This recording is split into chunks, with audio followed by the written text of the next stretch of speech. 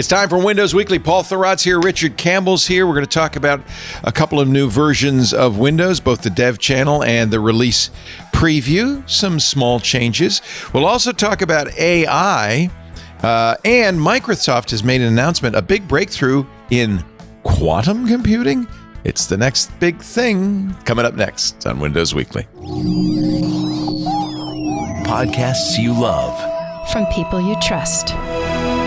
This is Twit.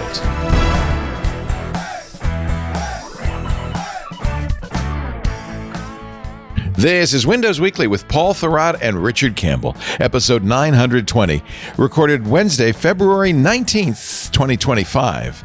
Celebrity Condiments. It's time for Windows Weekly. Hello, you winners and you dozers. Yes, I'm back, and so is Paul Thurrott and Richard Campbell. Hello, gentlemen. Hello, gentlemen. Paul Thurrott, Thurrott.com, leanpub.com, Richard Campbell, runnersradio.com. Wonderful to see you. I missed you guys last week. Yeah, we missed you too.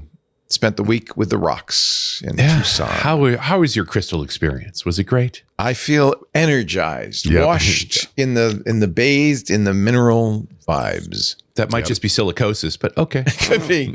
I've never seen anything like it. I have gold flakes on my soul. So we went to the convention center, which is, like the Las Vegas Convention Center, and the whole floor is filled. And we thought, wow, this is nice. This is nice. And then I asked the person on the rock committee, is there anywhere else to go? She said, yeah, the whole town has giant circus tents that dwarf the convention center. The whole town is taken over. And some of the rocks dwarf me. I mean, it's really quite a scene. Big. This giant. is pretty much Tucson's claim to fame when you think about it. Rocks. Oh, I think so. This is it's widely considered the biggest mineral show. What do we have that other people do not have? Rocks. Lots. And lots of rocks. So, was it a good week? Yeah. You had a Windows update.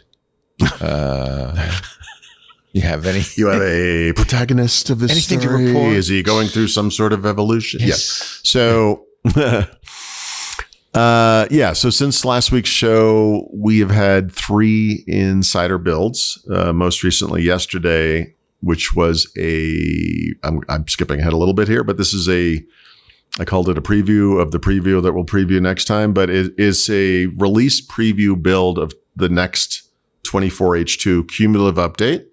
So if you follow the natural progression of things, and Microsoft doesn't always, by the way, but this time I think they are. That means that next Tuesday, which is the week D Tuesday that we keep talking about, the day that Microsoft ships the preview updates, we'll see this go into a preview update, and then the patch Tuesday in March. This will be that update. So this is an early look at that. And so this stuff is, I would say it's similar to the patch Tuesday update that we had this month, meaning it's not major. I'm using the dev channel on my Surface laptop, so I've seen this stuff before, but I like the battery changes that's in the graphic from the article. It's like it's green now when it's charging and in good health and good shape, whatever. It's yellow when it's getting low, and then it's just black, normal. But when you look at the icons that are still in the system tray in Windows 11, and you think about it, these are actually from Windows 10, meaning they have that kind of Windows Phone aesthetic, right? They're black and white. They're transparent. Usually, they're not filled, most of them. They're actually starting to look a little out of place. So I think introducing some color in there makes some sense. So that's kind of cool. But, and then it's so funny how small these updates really. Yeah. Well, no, but you know what? That's celebrate good, that right? Because we've had some stupid big updates come out of nowhere, and I'm sure we will again, but great. And then, last week there was a release preview channel build for 23H2 as well. And so here you see these two things being lined up again, right? So the taskbar jump list stuff, meaning the share thing. So in other words, if you have an app in the taskbar that has a jump list and is document based, you'll be able to share from there. There's a little share icon that appears next to each of the names. The Windows Spotlight changes on the lock screen and in Windows. Nothing major. Just, some changes to File Explorer that are minor. All that stuff. So it's just lining up 23 and 24H2 again, which we keep seeing, something that's been very consistent. But then yesterday, or 2 days ago, I guess, there was a mysterious dev channel build that Microsoft has not really explained. So dev channel and temporarily beta channel, because they're lining up right now with the same builds, is where you can get recall, right? And click to do if you have a Copilot Plus PC. And I've been using recall since it, first became available. I think it was back in November. And when I say I've been using it, what I mean is I've been allowing it to take up space on my hard drive, and I never once access it on purpose because I don't really need it. But I just don't really think to ever use it. Actually, use the output of it for anything. Yeah. So like I did an episode for Hands on Windows where I went through the UI and you can see what it looks like and everything. And before that show, I just used it for a little while to kind of reacquaint myself with it. But I don't personally see a huge benefit to this. So the one change I don't have it. I'm on the wrong computer. I can't look at it. So the one change they did make that you can see is there's a flyout when you click the recall button in the system tray, it kind of pops up. And from there, you can open recall if you want to. To date, you can use that to pause snapshotting, right? If you want to just do it on the fly.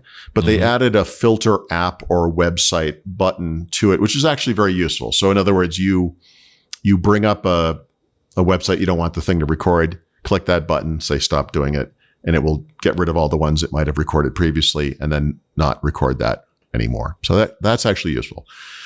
But the mystery is Microsoft said that they're improving recall in the next update.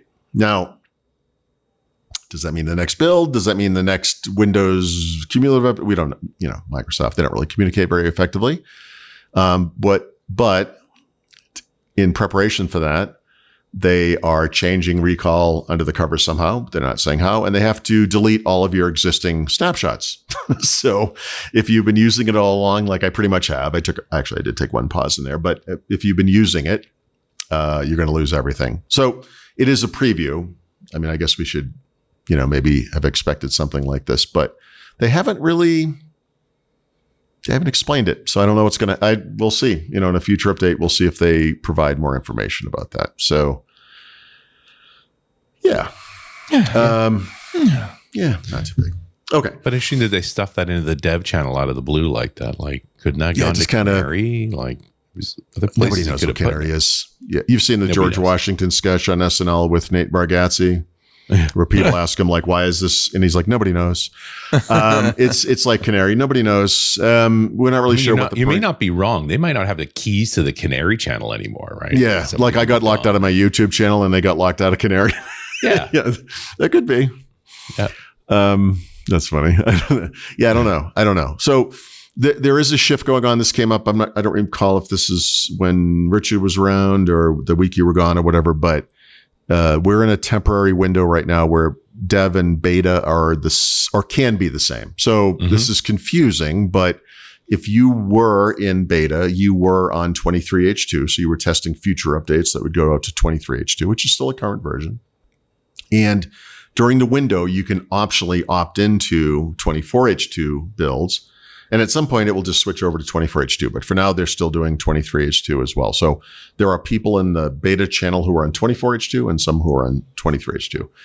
If you're in 24H2, you're lined up with what we see in dev. But the assumption here is that when they move things forward, dev will move on to the next version, whatever that is, 25H2 probably. But they've never said that. So, why would there be any clear communication? It's kind of unclear. Like, you think they know? Yeah, right. Right. Do you think they don't know? That would be kind of shocking. There is an assumption of adult kind of responsibility in anything like this, right? Right. I remember before I got into the industry, I would buy you go to the bookstore, buy a big, thick computer book, whatever. You're like, this guy is an expert. And then I realized in writing my own books that it's more likely he became an expert in writing the book that he might not have known much about the topic. You know what I mean? So that's true. I've become an expert by doing these shows. Yeah. I don't know nothing, but yeah. So you guys fill me in. Well, I mean, look, there are different, whatever, we learn and become better things. So yeah, but there's this suspicion now with the Insider program where I'm not sure that I think it like they did like a bring your kids to work day and then they never left. I don't know what's going on there. It's very strange. I think the team's turned over and different people see it different ways. And there's been a limited amount of documentation between the different parts. And I think there is some experimentation going. It's part of the equation. So we're not sure how this feature is going to go. So we're going to put it into Insiders and see how people react to it. Yeah, right. So I don't know what the chain of command is. So there is a plan. I think there's multiple parts. That's the other part. This is not a unified, space here. Look, I don't get the sense of what do you call it, like chain of command or whatever. Mm-hmm. I just don't get that sense anymore. I know, look, Microsoft is in a state of flux generally, right, because of all the AI stuff. So there's that kind of weirdness.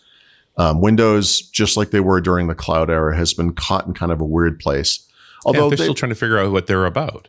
Yeah. So, honestly, they've added some AI features in Windows that I think are pretty good. Like they've gotten there. I think the initial round was not great, a lot of it, but they're kind of feeling their way through that stuff at least. Okay, fine. But as far as just what is the point of Windows 11 these days? Like, what are we focusing on? Where can we make a difference in people's lives, if any? I don't know. I don't get a real sense of central strategy filtering down to the troops. I don't know. So yeah, I mean, there's an adult part of this business that is the part making the builds, right? I mean, like someone with some responsibility is doing that stuff. But as far as determining what goes out where and when, I don't know. I feel like some middle management walked away from the job and no one ever replaced them and no one noticed. And now it's just I don't know. It's hard to explain. So let's move on. So no one knows is what nobody knows is the It's so funny. I've never worked in a big corporation, so I only can guess. I can only guess what it's like in one. Yeah. I mean, like for instance, Amazon has a big event with Panos Panay in about 10 days announcing the new Echoes, and we heard from that. I think maybe the information broke it that they were going to have a meeting on the 14th to decide whether in 2 weeks they would announce Amazon's new Echo Intelligence. Right. They got together 2 weeks before Panos had. Poor Panos. I think this has happened to him with other things in the past. And they say, no, we're not going to do it. So Panos, just talk about something else. Oh, and by the way, that's gone great for him when that's happened. So I know. Don't worry about that. What was that? Where was that? What you want is him without a script, Yeah, he just came out and they had obviously pulled whatever he was. He just started wandering around the crowd like a homeless person, and then like looking for change or something. I think he took someone's laptop away or something. I know he did that to me at one thing, but he was just kind of freewheeling. It was a very nebulous because he didn't have the thing that he was going to talk about. They took it away from him. Satya, they did it in day one. Yeah. Oh, that's right. They moved it to the keynote. What was this? Satya was like, no, I want this for me. And he's like, great. Now I have nothing to talk about. Mm-hmm. So yeah, it was like the Dana Carvey thing, like, 1,000 points of light. What do I have? Like 2 seconds left. He's like, no, you get 5 more minutes. 1,000 points of light. Like I have nothing, he had nothing else to say. It was just kind of weird. It was like Jimmy Fallon actually on the Saturday Night Live concert where they say, no, Jack White's not ready. So Phil. Yes. Right. And he started to basically, so what did we see tonight? He started going through. You just do it right. You're doing the frog. It's like, hello, my darling. Hello, my, It was great because he admitted it. He said, yeah, they're not ready yet. So, and he kept looking over. You ready yet? No. Okay. Well, here's another anecdote. Oh man, that's tell tough. some stories. Yeah. So I don't know if I don't think Amazon streams those events, unfortunately, because I would love to see Panos. Yeah, right. But I'd be okay not seeing them. I don't know. I'm going to be okay. Anyway, my point being, corporations work in mysterious ways. And I've never worked for a company like Microsoft. But you would think I've absolutely worked for a gigantic company like this, but I was mostly sheltered from the bigger company. Right. And I found out why very late in the game because when they started firing people randomly, I went what I later found out was like 3 or 5 levels above me and complained directly to the vice president who would fire the guy, who I accused of just looking at a spreadsheet, sorting it by number, and then firing the 2 biggest numbers.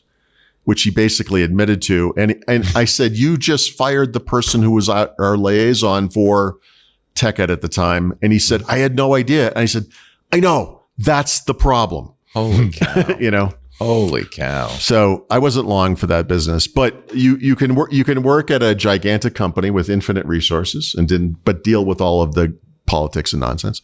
You can work at a small company and have no resources, but at least you don't have, 8 people up the chain. Or you can do what Panos did and work at a giant company with infinite resources that will give you none of them. And you might as well be working at a small company with no money, because Amazon will never throw money at anything you're doing. Right.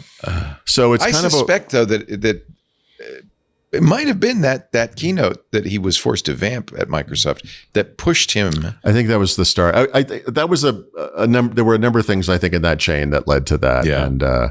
And whatever with him, I part of me respects, budgets being slashed, products being slashed, and he's like, I'm sorry. He's like, this is not the business I want to run. Like you're just throwing this thing into the ground. And if that is what happened, and I think it is, like, I get it. I get him leaving, because of that. Yeah, you get put into a possible situation. Yeah, So you like have no path here to succeed. Yeah, exactly.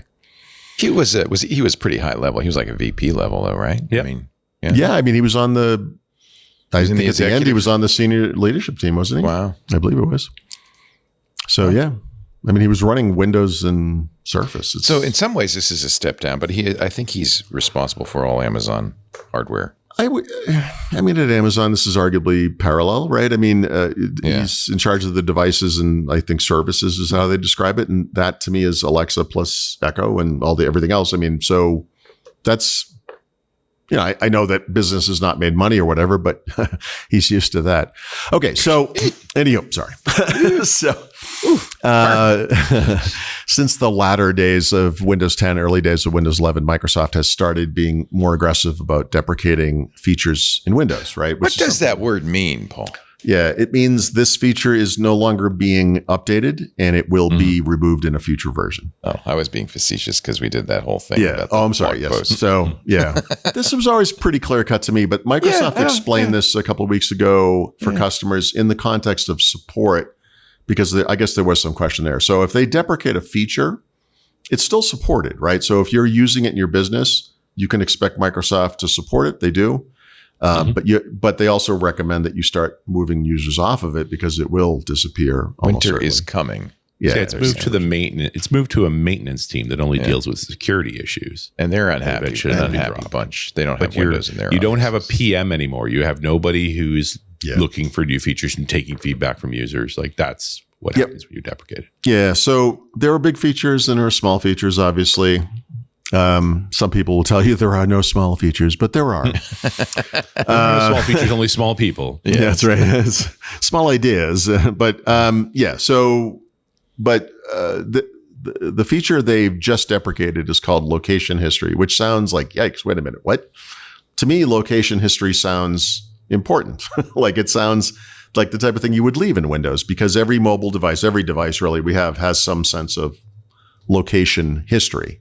But actually, location history in Windows is specifically tied to Cortana, a feature that was previously deprecated and removed from Windows. It's no longer there anyway. So that's actually all it was used for. There are other location related features in Windows. So, for example, Find My PC or Find My Device, whatever they call it, uses obviously your location and will show you on a map where devices are and all that kind of stuff. So that's still there. They're not turning off location anything broadly, but there was a very specific API that Cortana would use to find out the location of your devices and keep history of that stuff. Those APIs have been around there forever. Yep. And they're never used. And, somebody asked it was like on social media, someone said, well, what about the location history in the cloud? And it's like, I get where you're going. I'm with you. But you obviously don't understand how this stuff works, because that stuff it's not been saved to the cloud in forever. So there's nothing there. So, and it's Microsoft. So you can go and, Microsoft.com privacy probably, and whatever it is, but you can do it through your Microsoft account website and you can just disable or delete all that. If there is any data there isn't, but if there is, you can delete it. Like that's always been the case. So there's no actual privacy worry. Like like we've been recording your history, your location for years, and we're going to save it in the cloud. Like, no, it's just nobody. They're not keeping that stuff, so you don't have to worry about that. So that's happening. And then two app related things that are kind of interesting. So last May, I think it was, Microsoft announced that they were replacing parts of the Microsoft Edge UI, which previously had been written with, what's that JavaScript framework, React, and was slow. And they had come up with something that they described as like a markup first architecture called Web UI 2.0, which depending on the UI or whatever it is, could be anywhere from 40 to 75% faster, roughly speaking. And sure enough, I mean, like there's a UI in Microsoft Edge called Browser Essentials. And if you launch that thing right now, it's ... Browser Essentials for most people. It comes on like that. Like it's really fast. And they just announced now, it's the first time since last May that they've updated more of the UIs in Edge. So to date, they've updated 14 UIs in Edge to Web UI 2.0. And now the browser overall, I don't know how they measure this, but is roughly 60% faster than it was. Just UI responsiveness. And I have to say, this is, I take a lot of these kind of claims in a kind of a dubious way. A lot of this stuff is fraction of a second stuff, but I guess it all adds up. It does. And I actually noticed this. So whatever anyone... The funny thing about this is it might be a fraction of a second, but there's some quality to it. It feels a little hesitant. There's a collective impact to it that's kind of interesting. And like I said, like the example I just used is, I'm not saying it's the best one. It's just the one I think of. Like if you open Edge and launch Browser Essentials, you'll see this thing comes on as fast as you can blink. Like it is actually very fast. It's palpable when it's instant. I don't accuse Microsoft of making fast software a lot. Like this is actually fast. So I'm not saying this is a reason to use Edge, but it certainly is a benefit. I mean, it's real. Like this is not made up. It's actually, you'll notice it. So that's kind of cool. And then I feel like I haven't talked about Clipchamp enough lately, but they do. I don't know what the update schedule is on Clipchamp, but I use it. I'm an admirer of Clipchamp. You got me turned on. You both are. You're both Clipchamp champions. Here's the thing. I would say when I first switched over to Clipchamp, which was almost 2 years ago, I bet. I know I was here in Mexico and I was having a problem with Adobe Premiere Elements just not working properly on any of the PCs I had here, whether it was like hardware acceleration or not or whatever. I would spend all the time rendering a video and then it would have little hitches in it. And I'm like, I just got to get this done. I'm not trying to spend my whole life rendering video. Like I just want to get this thing done. So I tried a bunch of different things. DaVinci Resolve is incredibly complex. Today I would probably look at something like CapCut, which is actually pretty good or whatever, but Clipchamp's built and I'm like, I got to take a look at this thing. So it looked at the time a little cartoonish, like a little happy consumer app, whatever.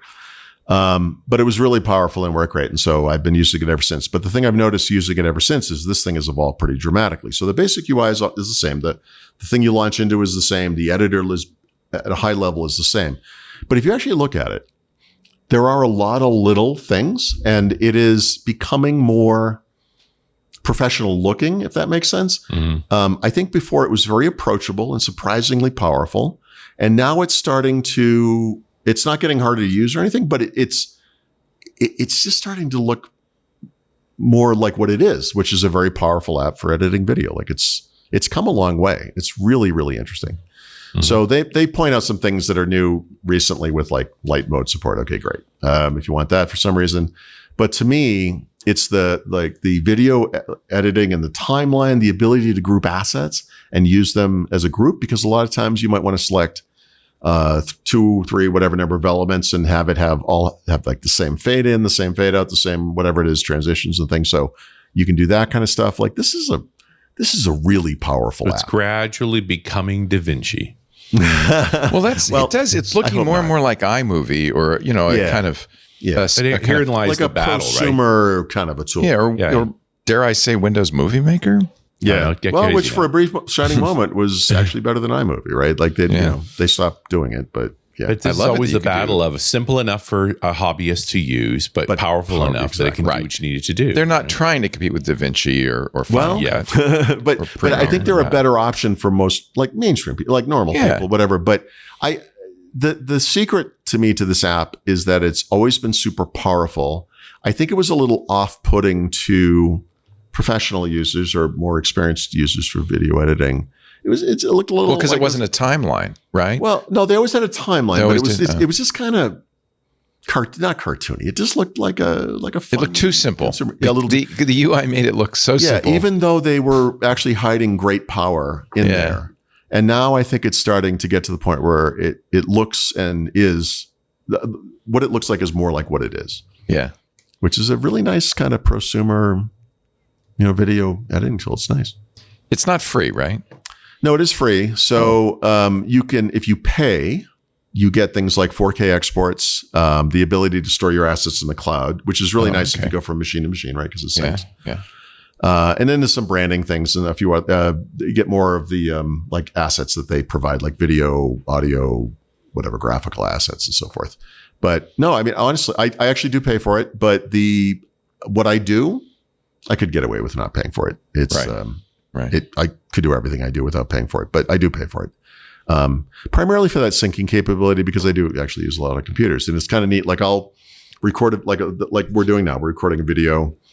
I'll do that on Zoom with my wife, say, and then get off the phone. I'll have it render here, it has to. It's not my choice, and I can take that thing, push it into Clipchamp, and then just go in the other room, and I'll use my other laptop, but it's already there. It's really nice. It's so cute that you're in the same apartment. Leo, she goes into one room, you go in another room, you join a Zoom call. It's almost 10 feet in that direction. I don't understand why this is confusing. You should get what Richard has. What is that? The Rode video thing, right? You could have two cameras. She could be sitting side by side. You could have a mixer. Be like a TV show. Well, I know what to get you for Christmas now. So you don't have to convince me of this. What I'm going to do is I'm going to bring my wife in here, and you can say this to her, and you'll just see how she laughs. Oh, she's the problem. She's going to be like, no. She doesn't want to be in the same room with you. Yeah, she doesn't want to be in the same apartment with him. We're stuck. How do you like, by the way, Richard, how do you like your Rodecaster videos? Well, we've been tweaking it further just today, right? It's an impressive device. It's not cheap. It's $1,200. No, but it took over for the A10 Mini Pro and the P8. Right. So I've been using it for audio recording as well as some video work, and it's got how many cameras does it support? Looks like 8. 7, 8. 7. Yeah. That's crazy. 4 HDMI inputs, and then at least 2. I mean, I don't see. I would never. USB-C do they have inputs. Do they have like a half size version of this that does? No, this is the small one. Yeah. See, I don't really like. That's overkill for anything I would ever need. Ever. Yeah, it's not. It's not. Everything else would be more overkill than this, right? Okay, That's what I want. One Even or an two A10 cameras Mini would probably. More the A10 Mini still you're going to give you 4 channels, right? But it doesn't handle the good audio microphones. Like this has the Phantom Power XLR, a pair of Phantom Power XLRs on it, which I only need one of. But with we're 2, really happy. I was, when we closed the studio, we set up the studio here in the house. I think it was Anthony Nielsen. Our team said, "Get the Rodecaster Duo for your mixer." I said, "Come on, I mean, that's amateur hour. Right? I'm going to use a Zoom like you do." Or used to a Zoom or something, and or US or sound devices or something. And they said, no, get it. So I got it, and it's been fantastic. I always I tell people this story a lot because when you started Twit, and we're kind of replicating what was a TV studio, TV, it was crazy, much lower cost and whatever, and then. But it's weird because of the evolution of technology that became kind of big, heavy, expensive, whatever. And now, 20 years-ish later almost, you can again do the same thing again at much lower cost. It's so funny. No, it's amazing. Yeah. I mean, this is it's not Moore's Law exactly, but it's that benefit you get from technology improving. Yeah, right? I would have bought this if it had existed when the ATEMs came out. I suspect I'm going to donate this gear to the high school. Yeah, that's what I did. That's funny that you should say that. That's exactly what we did. Some of it went, our fancy audio equipment, which was very expensive from Telos, the Axia stuff, went to a community broadcaster up north. Mm-hmm. Nice. And then there's a high school in LA that got all the cameras and the TriCaster and everything. So it's a great, But honestly, nowadays, anybody can do what we do out of their house with fairly minimal investment. Yeah. Oh, but the funny thing is, I just read this piece, why every podcast should have video. Oh, jeez. And I thought, Yeah. they laughed. Sure, Lauren.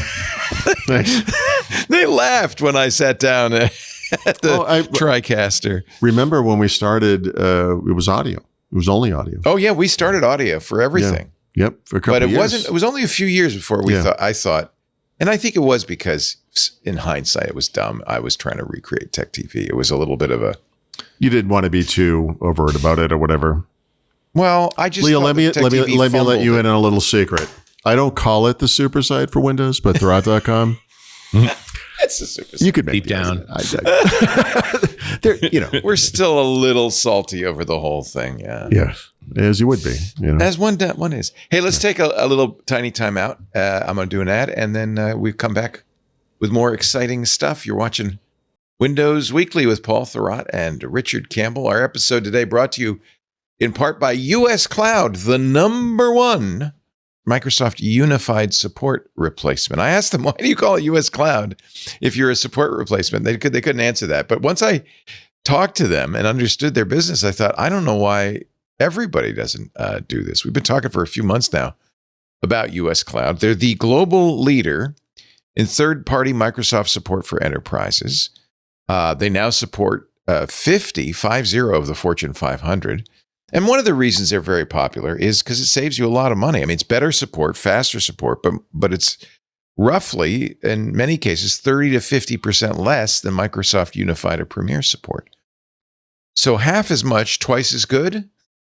That seems like a no-brainer. It's twice as fast on average time to resolution versus Microsoft. They do something else that I think is really cool. They really support their users in ways that Microsoft isn't incented to do, right? Microsoft wants you to spend as much money as possible on Azure. They're never going to tell you, you don't really need that Azure VM. I see that it's not being used. Well, US Cloud doesn't make money on your Azure consumption, so they're happy to help you optimize your Azure costs. They have a new Azure Cost Optimization service. Now, think about it. When was the last time you evaluated your Azure usage? If it's been a while, not throwing stones. We all have this problem. Some Azure sprawl, a little spend creep going on. Good news. Now you can save on Azure, and it's easier than you think with US Cloud. They have an 8-week Azure engagement. It's powered by VBox. It runs for 8 weeks, identifies key opportunities to reduce costs across your entire Azure environment. And it's not just automated. You're going to get the expert guidance that US Cloud offers. They're senior engineers with an average of over 16 years with Microsoft products. I mean, these folks are the best. At the end of the 8 weeks, you're going to have an interactive dashboard that will identify rebuild and downscale opportunities, unused Azure resources, which means you can take those precious IT dollars and reallocate them towards, something better, like perhaps investing in US Cloud's Microsoft support. That's what a lot of US Cloud customers do. They end up saving money on Azure enough to completely eliminate their unified spend. So it's a win all around, right? Here's a very nice review we just got from Sam. He's the technical operations manager at Bede Gaming, Bede. He gave US Cloud 5 stars. He said, quote, "We found some things," this might sound familiar. "We found some things that have been running for 3 years. I mean, these VMs were, $10,000 a month," he said. Not a massive chunk in the grand scheme of how much we spend on Azure, but once you get to $40,000 or $50,000 a month, it can really start to add up.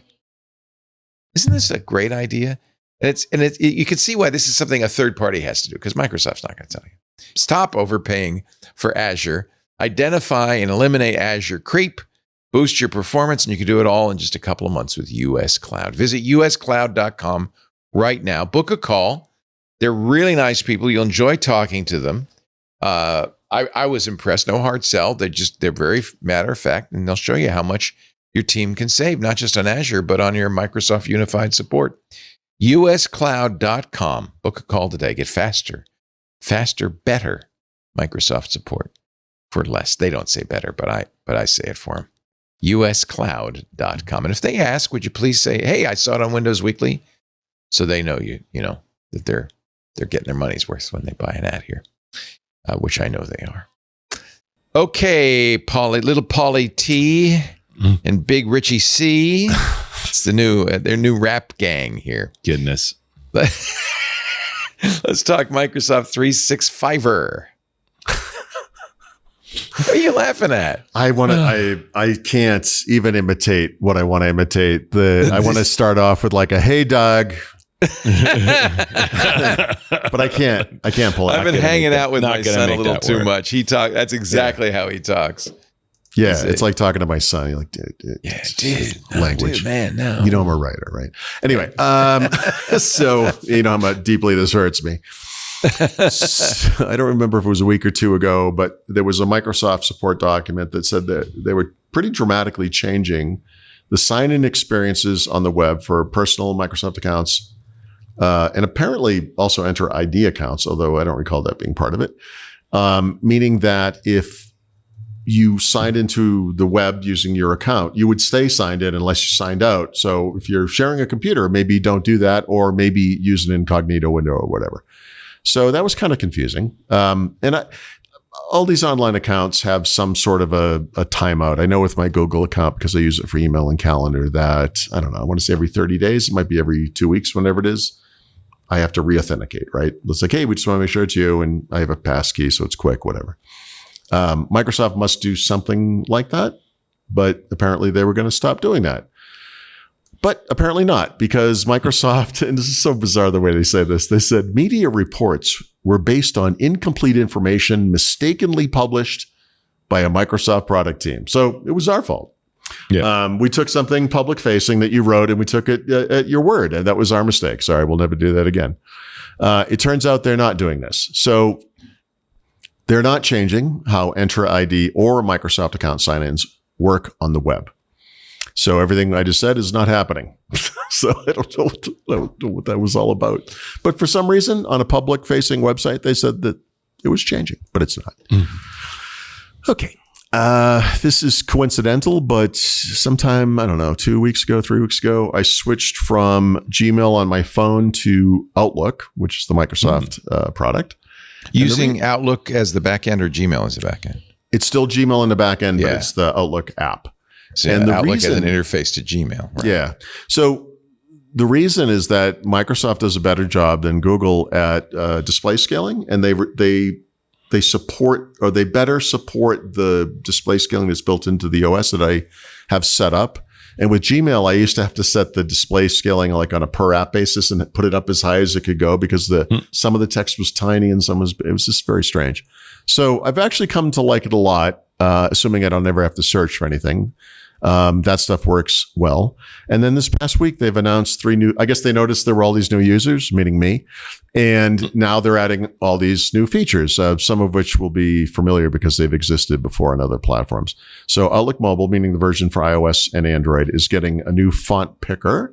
So when you write an email, there's a little toolbar-y thing that comes up that gives you various options related to the message. But now you're going to be able to choose the font and then font styles and all that kind of stuff. That's kind of cool.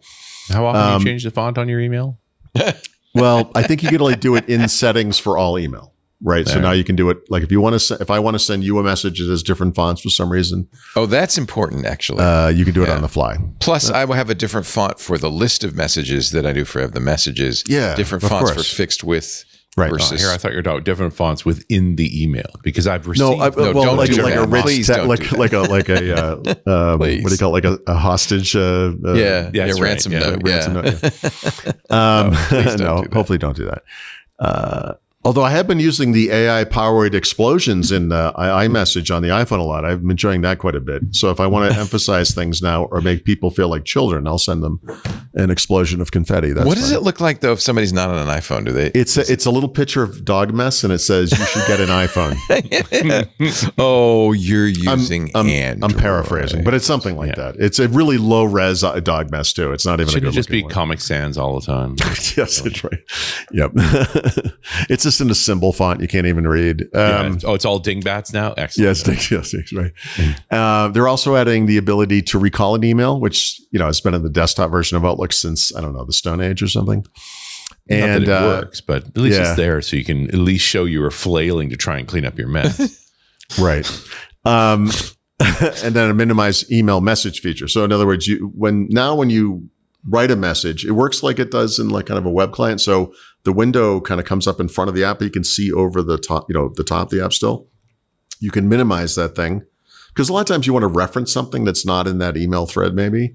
And that's something I do like on desktop all the time. I have to say it's a pretty useful little feature. So that's kind of cool. Add a Sync wants to know if you use wingdings in your email. Always. No, but I do eat ding dongs sometimes. Ding dongs are good. They're good. Yeah. Saturday night same, or like really. 1:00 in the morning, ding dong sounds like the right decision. It's Honey? Throw it right. It is a wingding. Are you eating a ding dong? no, why? I hear crinkling in the dark. What are you doing? I'm not doing anything. All about the Little Debbies. Little Debbie's. Oh, Little Debbie snack cakes.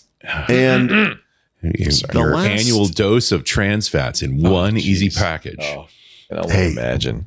there's nothing wrong with trans fats unless you care about your health. All right. So there are 2 Rust related stories this week. Go figure. Rust as in the programming language, Yeah. not as in oxidation of iron oxide. Right. Okay. The first is pretty straightforward and non-controversial. So ExpressVPN, I want to say it was about 4 years ago, announced a new VPN protocol called Lightway, which is, secure, fast, whatever, blah, blah, blah. So since they announced and released it, they've actually been busy rewriting it in Rust, and they actually just finished that effort. That's very cool. 100% What Paul functionally doesn't identical know to the previous version. ExpressVPN is a sponsor. Oh, well, there you go. Of our Okay, shows. sorry, I didn't know that. But this is See, he didn't even know that, folks. That was an unsolicited plug. No, I wrote about this independently. So Yeah. Rust is memory safe. It's more secure than C. But what they're saying is the code it creates is a little more lightweight. That you have to write less code to get to the same place, and it works better with multi-core processors. So it's also more efficient, and so it's got This it's is got why everything. people going love for it. Rust. Right. So we're going to get to that. So, but yeah, in this case, this is a 100% win. So when you think about any kind of code refactoring, which means you've written some code, so maybe it's an app or a service, doesn't matter what it is. The goal is always to write if you have to, for whatever reason, you're changing it, you're improving the code, but you want the end user experience to be the same or better, I guess. But you don't want is anyone to notice something change or something's worse, right? And so for people that use ExpressVPN, if they had never said anything, you probably never would have noticed. Like it actually works better, but it's there's no functional regression whatsoever. Also a plug, it's open source. And it's which open is really source, cool. and Yeah. it's been independently audited by two security firms for some sort of recognition that actually this does exactly what they say it does. It's really cool. Yeah. GPL2. Yep. Yep. Yeah. So really neat. That's why we like them. But we'll talk about Rust again. I promise. Oh, there's more Rust to come. Oh yes. Don't rusticate. You know what? I know I have an ad block. I can keep going. Okay. Skip it because we just did an ad. So I've been sitting on this one for almost a week, maybe more than a week. I don't know. And one of my favorite stories of all time. Someday I'm going to write an article about the times where I didn't understand anything that someone was talking about in a sort of technical work related way. Because to my sort of mainstream normal friends, I'm like really technical. And sometimes I'll be talking to someone like me and they're like, do you even hear yourself talking? You're not even talking. You're not even speaking English. I don't know what you're saying. And that's how some things have been for me in my professional life. But the worst example, or maybe the best example, is quantum computing.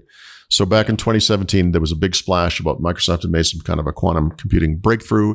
They announced it at Ignite. And I sat there in the audience and I was like, nope. And I had a meeting the next day or that day, whatever it was, with the guys who were on stage from Microsoft Quantum, these aliens with the glass fish container thing on their heads. And I had no idea what they were doing. Thurrott, what would you like to know? And they're like, listen, we're going to explain this to you in terms anyone will understand. I'm like, fantastic. That's what I need. 45 minutes later, I walked out of it like I'd been punched in the face repeatedly. I had no idea what they had said. And I sat down and wrote the headline, "Everything you need to know about quantum computing." And then the first sentence of that article said, "Is the article I wish I could write." I had no idea what they were talking about. Well, it's still pretty obscure, I have to say. Well, Yep. in 2017, they were just talking about Q Sharp and the quantum dev kit because they didn't Right. have any hardware. Well, now they do. So they do. they have In made. fact, So I'm it's just going quite to a read big this to you deal. because this is incredible. Yeah. I read this to my wife because I was like, you got to listen to this. So they made a breakthrough. They have created a material that is neither gas nor solid nor liquid that enables them to in turn create what they call topological, or I think these are hardware, not hardware safe, hardware, I forgot the term, hardware backed something, qubits. Is that Yes. right? Yes. Topological Yes. qubits. So I don't understand any of this. All right, but here's a go. So quantum computers aren't going to use bits, right? So computers, zeros and ones, right? 8-bit system. Every unit is 8 bits, right? Expresses a value of some kind. 64 bits is what we have today. Qubits can store much more information.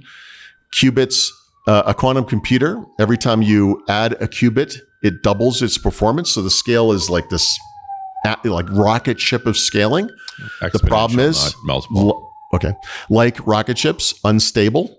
So the more you scale, the more unstable it gets. And so Microsoft and other companies that are concerned about quantum computing are trying to get to a point where they can scale with stability. And stability means being able to control it and have it be accurate and all that. Yeah, because qubits don't hang around, right? The Don't argument ask is me that questions. We're at a time in quantum computing that is much like the 50s for classical computing. We haven't made the IC yet. We haven't made the transistor yet. That's right. And so every computer is a bit on the bespoke side when it comes to their bits. Yep. And the same is here. There's like a half a dozen strategies that are being developed for storing and entangling qubits. And honestly, Microsoft took the biggest bet with the margarine qubit because it was literally a new property of matter. Like, this is insane. Why are you doing this? There are much safer ways to go about it. You're bending the space-time continuum for some reason. You literally have to describe new science to make this computer. Well, they expect to get 1 million qubits on a single chip, which Right. at that point you have quantum computing. I mean, you That's have right. an actual. So 1 million qubits. And remember, every qubit is a doubling of performance and capability with stability. Exponential. Thank you. Yeah. Hardware protected was the term I was looking for.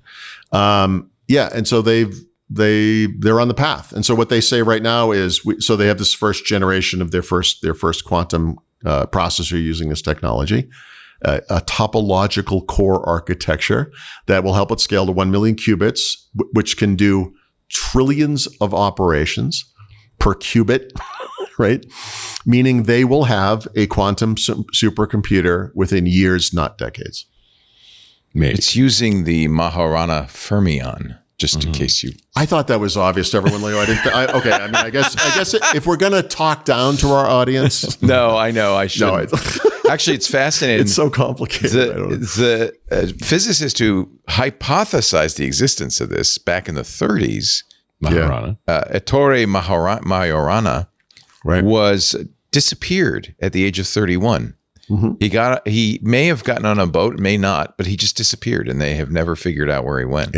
Well, once they have a quantum computer, they're going to find him. He's going to pop out of thin air and be like, "I'm back, baby." Yeah, Yeah. I mean, this is really advanced stuff. I mean, I couldn't claim to understand it. Qubits. So far, with each of these strategies, as the number of qubits goes up, it's exponentially more difficult to keep them stable. So sure, they say 1 million, but they're at 8. Yes. I mean, literally, that's all they can do right now. Yeah. No, but again, it's the scaling is so off the charts. It's hard. It's amazing. It's hard to think in terms of these numbers. It just doesn't make sense. And it may never happen. It might be like cold fusion. It might be one of those things that never happens. But it's great that they're working on it. And NIST believes that it's, or at least takes it seriously enough that they have proposed and now adopted a post-quantum encryption technology, lattice key encryption, and RSA will not survive a quantum computing, which, by the way, I'm thrilled about, because that's the encryption on my Bitcoin wallet. So And then you can actually get it out finally. exactly. I am just waiting for my first quantum computer in the basement, and I'll be rich. And then you can just export it, and you'll be rich. Yeah. That's funny. That's my retirement plan: quantum computing. Nice. Well, it will be years. It will be years, not decades. So it may. We'll be it talking might make about sense. this on the new show, which is back right after this, Intelligent Machines, because it is a breakthrough that may make a big difference in AI as well. Yeah, that's the combination of AI and quantum computing is just not at scalar compute. It's a different model entirely. This I know, what but it's quantum just like computers are the good two of them together. It's like it's good science fiction. Superman but I don't think versus it's the science Hulk. fact. You don't think it's going to happen, Richard? No, I think there's possibilities for them happening, but this is a supercomputing problem specifically good at certain math problems. Yeah, it's not deterministic. Not good. Yeah. It's not good at scalar compute like you need for all the compute right now in neural AI is at the front end. It's all front loaded, right? It's all done building the model. Yeah, and that's where the resources are operating. needed. Yes, to I don't know if you build could and do it train. with a quantum computer. You think you couldn't? No, I don't. I think they're totally different The problems. tokenization that happens. Yeah, it's not the same strategy at all. Okay. Right. So For the maybe it most would part- be another kind of AI. Who knows? I don't know. Yeah. Well, it's and it's sci-fi, possibilities for new algorithms. Right now, it's mostly science fiction. Tell this, Like, there's man, really important things we guys. could be doing in quantum computers, none of which has to do with encryption. Right? If the and they're all quantum chemistry zombies come back, you got to have a plan for that. If the robots overtake us, you got to have a plan for that. Yeah. If both those things Just in happen at the case. same time, we're just going to wing it. So, But you if it can't have a never plan. happens, hey, at least you've got, I don't know, a bunch of chainsaws ready. I don't know. You just, Yeah, exactly. You follow the rules of Zombieland, you'll be fine. Nice. put a lot of nails in those baseball bats, and just in case, Just double tap. That's be all ready. I'm saying. Double tap, right? That's the key. Yeah. That's the thing everyone screws up in the horror movies. You got to double tap. You don't just. Do you think this announcement from Microsoft? I mean, they actually show a picture of this thing. Yep. Yeah. And it's too ugly not to be real. Yeah. It's very interesting. Yeah, it looks like a steampunk chip design from the 1970s or something. It's very 50s, whatever, but it's very strange looking. But The fact that they've got Marana fermions even existing for a moment is a It's break. amazing. Yeah. But that's the same as being able to make a transistor. It doesn't make a computer, right? You're still got way far. But you got to take that first step, Richard. But without a doubt, this will be a milestone event that will be a one sentence. Should they actually get through all of the hard stuff? This isn't the hard stuff yet? No. Oh, never mind. I'm just saying, I got an email and it said, "We have invented a material that is neither gas nor solid nor liquid." And I was like, just stop talking right now. Wasn't that plasma? Isn't plasma? Plasma is another state of matter, but when you get down to these cryogenic temperatures, you get into like Bose condensates and things. Like there are weird behaviors of matter when the energy levels are low. Yeah. Yep. And when you get to these very tiny sizes too, right? These quantum. All I know is you got to hook the DeLorean up to the clock or whatever it is, and 1.1 hit 80 miles an Mr. hour. Fusion is just a matter of time now. Yep. All right. A science fiction a trip. little outside of my normal, No, I think it's fascinating. I actually bookmarked it for a conversation crazy. on the next show, because it is interesting. It's fascinating. I wish I understood it better. And it sounds like, Richard, you've done a lot of research on it. I've done the pieces on this, and in some ways we've been stalled for a while. This is the first new news in a couple of years. Yeah. Although they're still fairly far behind. There's a lot of error correction stuff that's been done. Like we're inching towards the 150 to 250 qubit range, which if you can get them into stable logical qubits, allows us to start to tackle some of the quantum chemistry problems that we really would make a difference in the world long before we could attack encryption. So Okay, good. I'm willing to these put are- off the decryption of my Bitcoin wallet for a little while to understand that's much further down the path. It's a lot more qubits than what it would take to actually solve the nitrogenase problem, to be able to break down how bean plants are able to affix nitrogen to ammonia with almost no energy at all. Interesting. Right? Like those are real useful problems that are probably in the 250 logical qubit realm that could change the way we produce fertilizers on the planet, make it easier to make more food, like real stuff. Right. What you're Things that are saying important. is, I'm probably going to be dead before I get into my Bitcoin wallet. Quite possibly. But you know what? Your grandkids will be thrilled. I'll give it. I gave it to my son, and I've actually given it to many people at this point But it'll be much like, finding. Whoever can get in here first can have it. Yeah, exactly. It'll be I like gave it to finding a Florence stash Aya. of Deutschmarks from the 1930s. Right. Look, Grandpa had had A Bitcoin. drawer full of He had silver 7.85 certificates. Bitcoin. There you go. Maybe it'll be worth millions by that time, or maybe it'll be worth nothing. Yeah, it'll be worth the electrons it's written on. By the time that happens, we won't have money. It will be like Star Trek. It won't even matter. Like, congratulations, you have billions of dollars. By the way, we don't have dollars anymore, but enjoy that. All right, let's take a little time out and talk about a sponsor. We can get to AI and more. Actually, I wanted to ask you, Lisa's on a Mac, unfortunately. So nobody's perfect, Leo. I keep trying to explain that to people, but But I was thinking that Grammarly might be having trouble on Windows because of Copilot. Do you feel like that's the case? I think Grammarly's having trouble because Grammarly's terrible. So Really? See, you were a big fan and user of it. Yeah, so I use a different service now. She's starting to complain about it too. My wife and I, you got to imagine like how boring we are. We're both writers, so we were always like, oh, they don't even know how to I don't like this. There are too many times where, simple example, you should use this word instead. Okay. You change it and it's like underlines again. All right, what? You should use this word instead. It's the word I just used before. And you have that little fun Ron Robin thing. She's complaining about that too. Yeah, I think they've lost something. So I'll Well, they seem to be offline desperately if you want, but- implementing LLM features too because they're afraid of being ready to roll. I use something And called, by the way, they made acquisitions in another. Maybe a pivot is around the corner. I don't know. there's something called Language Tool, which is it works the same way, but it's But you don't think better. Copilot is sufficient? This is what I hypothesized to her: is if you were only running Windows, you could use Copilot. You wouldn't need it. So so this is a little complex, but the Copilot features that matter the most, say for writing, are only available in Microsoft's apps.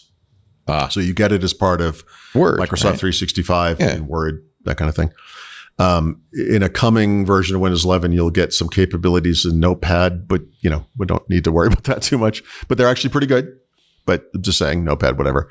So what you want is something that will work in any app you're using, right? Because assuming you're using any app, She's using it for writing, but the problem is she's probably writing in Google Docs. So right. So in that case, maybe use Gemini. you could use something that works in the browser. So I use Language Tool in part because it's better than Grammarly and it works everywhere. So there's an app, so to speak, that's in Windows. It will work in any app, but it also works in the browser. And, I'll mention it to her. Yeah, I like it a lot.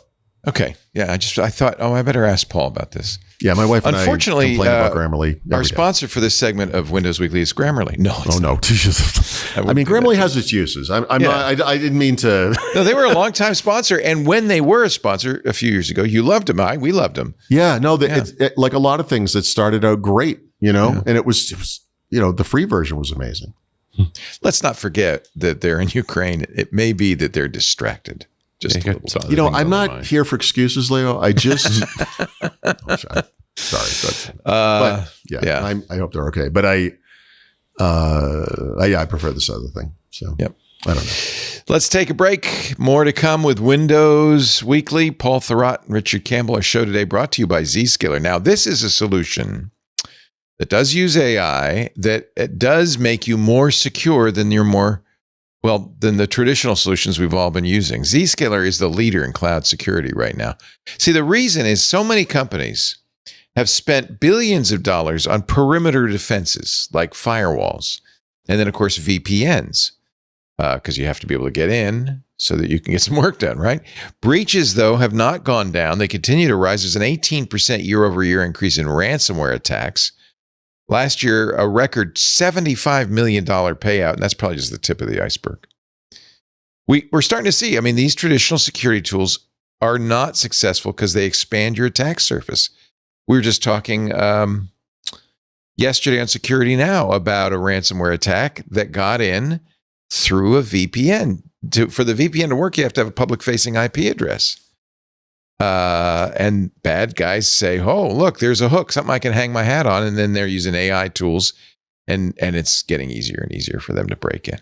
And then there's a problem because once they're inside the perimeter defenses, a lot of these perimeter the people using them assume, well, we have perfect defense. So anybody's in the network's got to be an employee, got to be legit.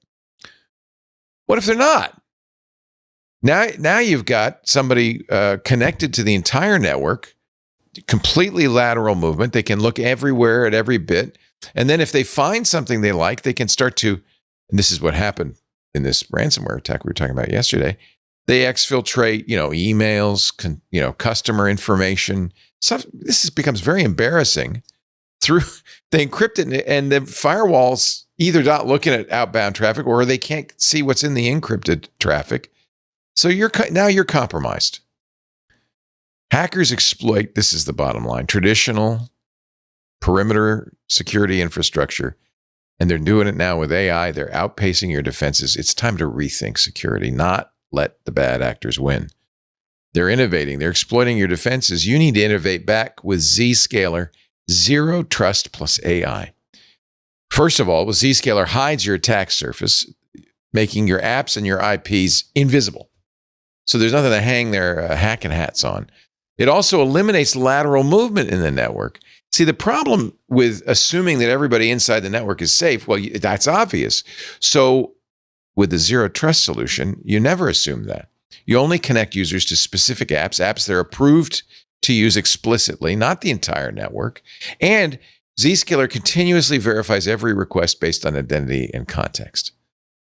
Plus, Zscaler simplifies security management with AI-powered automation, so it's easier to use. Plus, because Zscaler is analyzing over 500 billion daily transactions, they use AI to find the needle in the haystack, the real threats in all those legit transactions.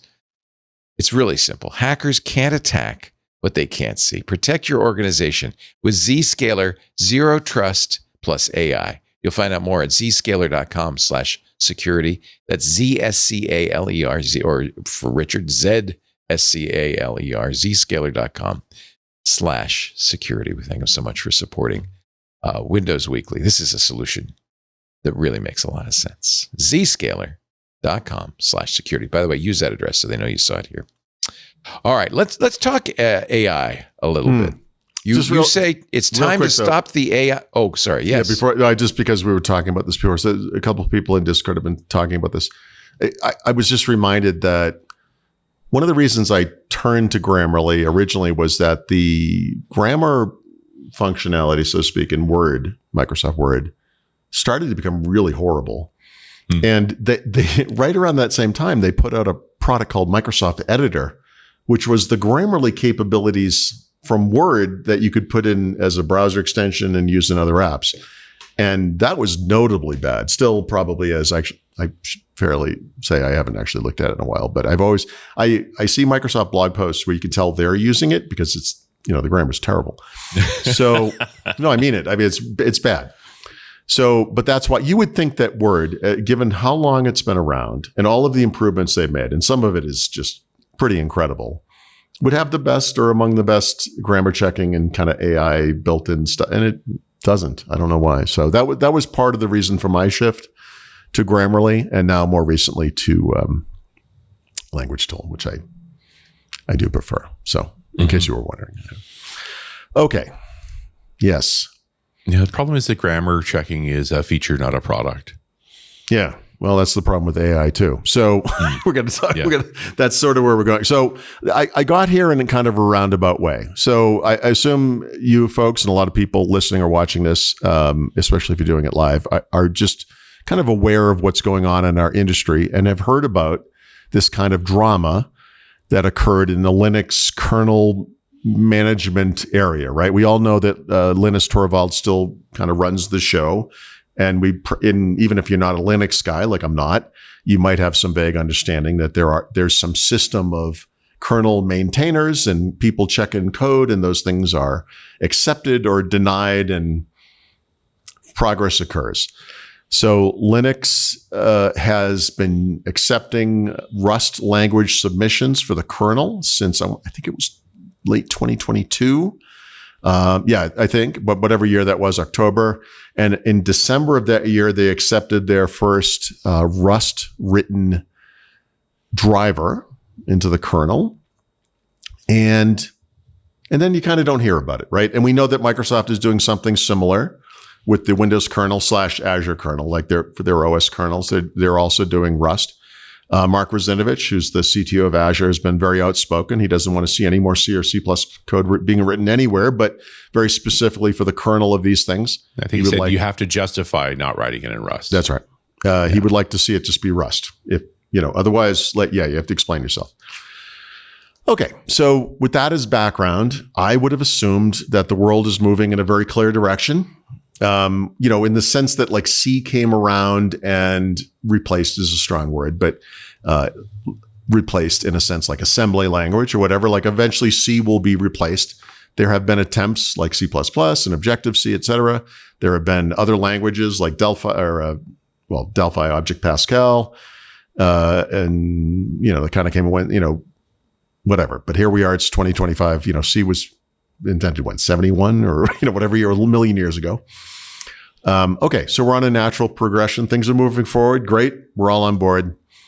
But because Linux is developed out in the open, we get to see some of the back and forth that people have in that little community. And Torvalds is famous for his back and forths. Yeah, he's very calm and measured. He's never yelled at anyone. He's a good guy. He's not opinionated, whatever. Okay. So whatever. I mean, look, most of us probably would have a hard time replacing ourselves. I don't know what to say to that. But so Linus Torvalds. You got to think about the amount of crap that guy's taken. Yep. Oh no, I'm not. There's a reason he's where he is right now. I'm literally not criticizing him. I will leave it the way I wrote it, which is like, I don't really have an opinion.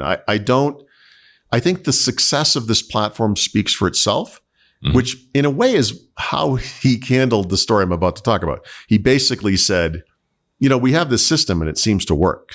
So maybe the problem is you, to the person who was complaining.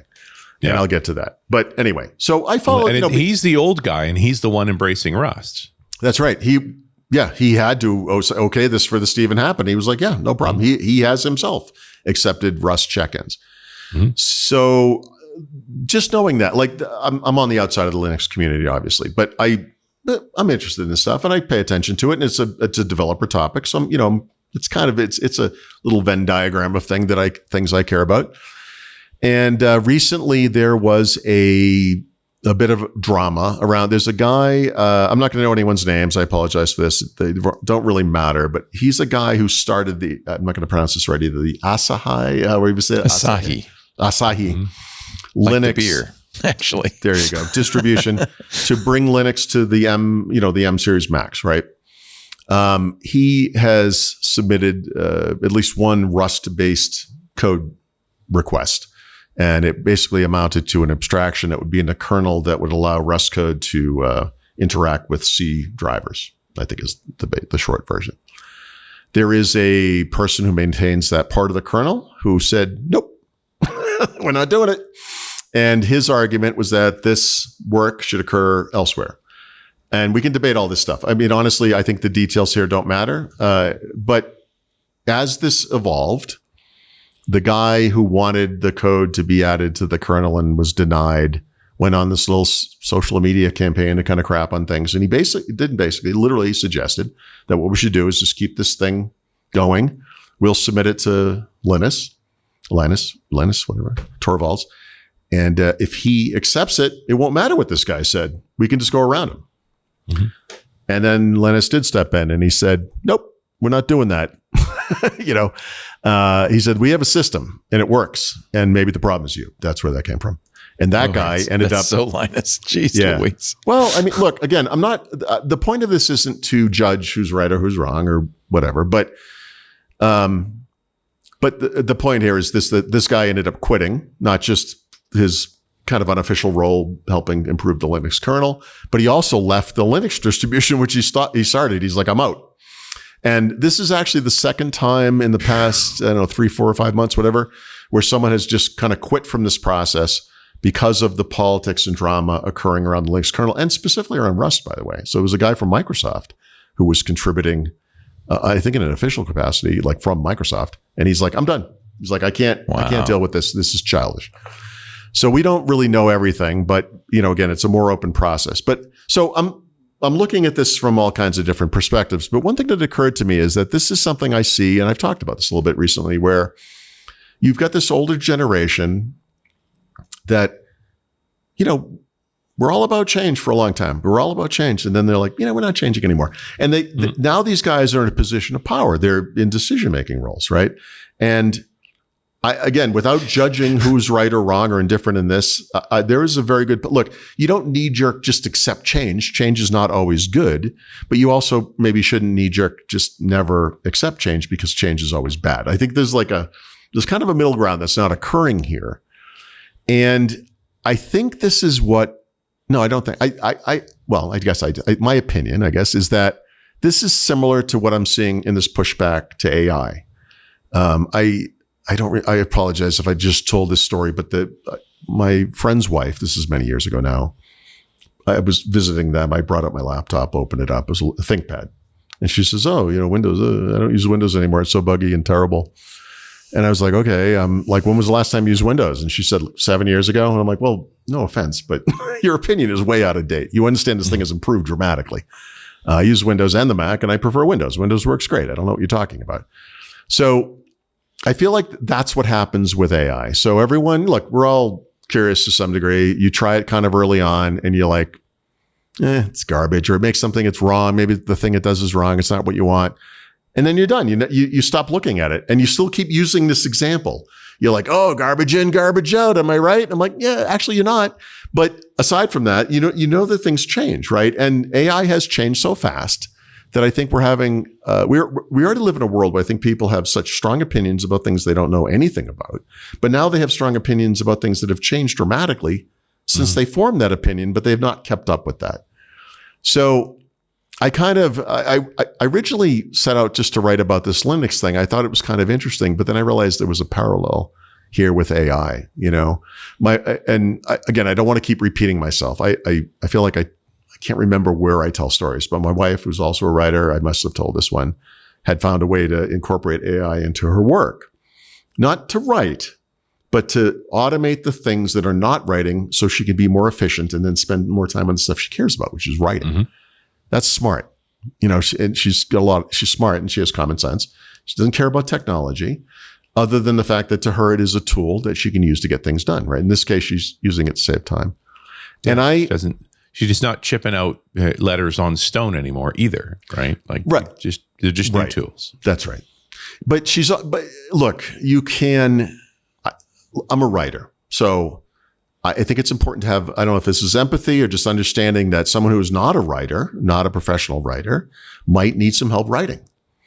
Brad the other morning, we talked and he was outraged that he had pasted something into Microsoft Word and it pasted it in. And at the end, if you paste something into Word, if there's a formatting, difference, it will say, hey, did you want to paste this in as plain text? Did you want to paste it in using the destination formatting? Do you want to mix there's a choice. So it was like that, but it said, do you want to paste this with Copilot? And he was like, like everyone does. Everyone's like, oh my God, you put your Copilot in my peanut butter. What are you doing? So I said, Brad, let me ask you a question. I've never seen this thing to that point. I have now seen it. Mm-hmm. But I said, what happens when you click on it? And he was like really dismissive of it. And this is what people do, right? They're very dismissive. And I said, no, hold on a second. What does it say? You didn't try it, did you? Yeah. What does it actually do? Because if you don't do anything, it's just like smart tags back in the day, or this thing I just described, the paste, whatever they call it. If you don't do anything with it, it just does what it does, and then you move on and you don't have to worry about it. Well, it turns out that if you actually look at that little menu that appears, if you click on it, it gives you choices related to rewriting or summarizing or making shorter or longer, those things that Copilot does with text. Mm-hmm. And so I said, Brad, let me get this straight. You're complaining about a feature in Word that is related to words? Like, are you serious? I mean, did you even look at this thing? I'm like, I'm as outraged as anyone when I see the stupid rainbow colored Copilot icon everywhere. But did you actually think about it? Did you actually use it? I'm like, and look, maybe you're the greatest writer in the world and you don't need that. But can we at least accept that you're in the 1% of this equation and that the other 99% might actually benefit from that. So I feel like the people who experience, I wrote this knowing that I was going to get a lot of pushback because my audience is a lot of like kind of older guys and they're kind of set in their ways from what I can tell. Like they're really almost militant in their opposition to anything AI. They hate it. But if you just give it a second, like I think you might be surprised. And so, I have these little examples. Like I before I had any real life examples, I would have said something like, every once in a while I have to give a presentation. I don't do this very often anymore, especially now. So if I have to open up PowerPoint, it's like going to a foreign country with a different language. I don't even understand it anymore. That's an example of where I could use tools like this because that would help me, a non-expert in that product. And in writing this, it occurred to me, every January, I write an article about the previous year PC sales, and I compare it to all of the previous years going back to 2005 or 6 or whatever year it is. And I have this chart. And so what I do is I go back in my archive. I found the document from a year ago, make a copy of it. I add the data from the new year, and then I have to make a new chart. Let me tell you something. This is like me using Excel for the first time in my entire life every year. I use it so infrequently that I look back and I'm like, ugh. So if you go back and look at my articles, you'll notice that some of them have multicolor charts. Sometimes they're all the same color. I have no idea what I'm doing. So this year I got lucky, or not, because actually it occurred to me after the fact that I have Copilot and Excel, and it might have just done it for me, by the way. I don't actually know. But I went to Copilot, I went to Gemini, and I went to ChatGPT. And I said, here's the 2 columns of data. These are what they represent. I would like a chart, a bar chart, vertical bar chart. I want the bars to be thick. I want them all to have their own color. Make me this thing. And let me tell you something. Every single one, each of them did it immediately. Like immediately. Now, there were little conversations that might have occurred in some cases. One, I don't remember the details, but one, they were actually thinner than I wanted. So I said, this looks good. You got to compliment the AI. You don't want to get mad at you. But I said, could you make them thicker? And I said, yep. Came right up. So here's the thing. I don't want to master Excel or even one feature in Excel. I only use it once a year. I don't care. And there's an example. And it's maybe not the greatest example, but apply that to every single thing you use on your computer, your phone, your whatever it is, and you will find something where you're like, wow, okay, actually, that made my life easier. Maybe this isn't complete baloney, right? Yeah. And this is Richard, and I don't remember if it was you or I or us together. We collectively at some point, I want to say you did this, said, look, there is no killer feature for AI. Yeah. But there are going to be 1,000 or 1,000,000 or whatever the number is of little things. And I think what I'm saying now is that we've gotten to the point where this stuff has gotten so much better. It's everywhere. And we can all identify little areas where this thing has made our life a little bit better. And that the sum of those things. Well, and I think some of them are going to be invisible. You're not even know that an LLM was involved in making that work. Yeah, which is actually to my point. I don't know this for a fact, but I actually got that chart right in January. And it might be because I do have Copilot in Excel, and it might have just known because I had done it in the past, and it's the same document. So maybe that's what happened. I'm using the GPT for the home voice interface, and I finally got the new hardware for it so that it works well enough that. Oh, you're running it locally anymore. You're running it locally. Yeah. I haven't actually moved the GPT part local yet. Okay. I do have local wake work and local controls, but the big thing is just the synonym ability. You just have less frustration. You don't have to get the words precise every time. Yes. The tool keeps figuring you out and doing what you want. Isn't it amazing? It's quite impressive. Go ahead, Paul. Sorry. No, I'm sorry. I'm sorry. I could babble when I'm excited about something, but like, I feel like Google search trained us in a way to be concise. Like you're like, I just want to get to the point. And there's something interesting about AI, and even more interesting is how natural it feels, where you find yourself conversing with it. Because like I said, like I did the chart. I don't remember which one it was, but it came up that they were thin or something. And I said, okay. I said, that's good. Literally, I told it was good. I don't know. Yeah. So like I find myself like it's a child. Like, good job, you're doing good. But you do. This is a compliment sandwich, right? A compliment, a criticism, compliment. It's the word the sentence that always has the word "but" right in the middle. It's like, this is fantastic. But I know. No, and then it's always a but. But then it just did it, And I have those experiences. And apologize to you while fixing it. That's right. It's so funny because if you compare it to our experiences with Siri or Cortana or even Google Voice, it's a light years past. That's right. It's it kind of understands what you're looking for and ignores your stupidity. Yeah. Look, it's not always right. You know, one of the things, like in my wife's work, she writes about health and wellness. This has to be right. She can't just, accept. Yeah, she's not blindly interested in playing with the gadget. But she was very specific in her prompting of this thing, where she said, "I need at least 2 recent, verifiable studies in the past 5 years that prove that this is true or not, right? With citation," and then went and checked each one of them.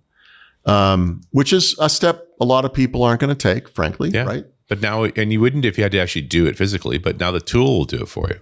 Yeah, but she used to have to do this herself manually. Yeah, right? I've replaced Google with Kagi about a year ago, which is $25 a month, but it was de-Googled search result, much, much, much better. Yeah. I just recently stopped using Kagi.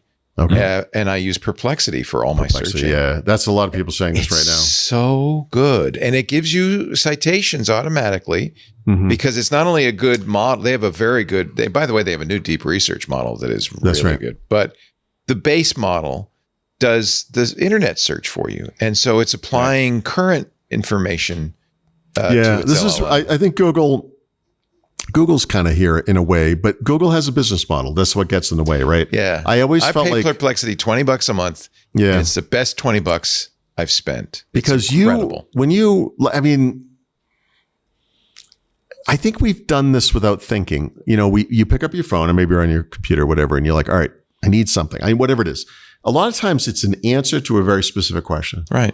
I don't want 20,000 blue links. I just want the answer. That's what's changed. Freaking question. And Google knows that, by the way. Yeah. And that's where Google got in trouble because they started doing that with the knowledge graph. And then everybody said, well, you're not clicking on my Well, of course, newspaper there are different masters to serve here, I guess. But yeah, I mean, we're in this transition period. It's going to be tough because, I don't want, you can always tell, but like maybe the answer is on my website and they're giving it to you. So they're not coming to my website. So I guess I benefited mankind somehow vaguely, but I actually need to feed my kids or whatever it is. So, we get caught up in that loop. But and I understand that. Look, all 3 of us rely on advertising to support ourselves. And if Google or anybody just sucked all the information out of us, and put it on the web, and there were never any clicks. Well, you have experienced this. I've experienced this. They have negatively impacted my business several times because they make some seemingly arbitrary change, and all of a sudden everything's different, and there's less money coming in. Things don't work the same anymore. So we live in a weird world. But I feel like there are a lot of people listening or watching this or whatever who are still in the, it's like when you would go to a cat. This is a million years ago too. It's weird. This might have even been the 80s, but it was probably the 90s. But I was paying for something. I think it was at Bradley's. Is that a million years ago in Boston area? And it's taking a long time. And the woman's like, sorry, computers. And I'm like, yeah, I do know computers. What do you mean? What's the matter? Like we do that with AI. We just immediately do, like it's AI. It's like garbage in, garbage out. It's like, that made sense 6 months ago. I don't think you understand how this has evolved. It's changing. It's getting way better, and it's happening wicked fast. I don't know. I look. If you're resisting this, I get it. I'm still kind of there. Like I tell the story about my wife, and I have a hard time doing that myself. Like I still don't. I underuse it. I'm in many ways trying to convince myself, but I think the truth is out there. It's not a UFO, but it's real. I mean, it's happening. No, things have changed, and we're in the middle of this wild change. It's disruptive, and for the most part, for the better, right? I mean, right. I'm not to seg this too hard, but Kotaku has an article up as of today about the humane AI pin. Oh, what a sad story. Yeah, acquired by HP. And now HP said HP went to market with all that WebOS stuff. What are you worried about? Yeah, it's going to be fine. So they're turning off humane. They're shutting down the cloud service at the end of the month. In 10 days. Yeah. Right. If you bought it within the first 90 days, the last 90 days, you can return it. If you haven't, thanks. Right. See ya. I mean, And that's less than a year. Okay, That thing went but I have to say, year. you and I, you know what you were doing here, right? we looked at the humane pin. I mean, and said, I was going to say, that's not this looks like a prop from the 1960s version of Star Trek. You knew what you were buying. I buy a lot of stupid AI crap, right? But even I didn't buy that. Yeah, like this is, you can just look at it. It's like, is that a bidet? What am I looking at? Like what, what did you think it was going to? I'm surprised it's full of, I'm surprised it's not just empty.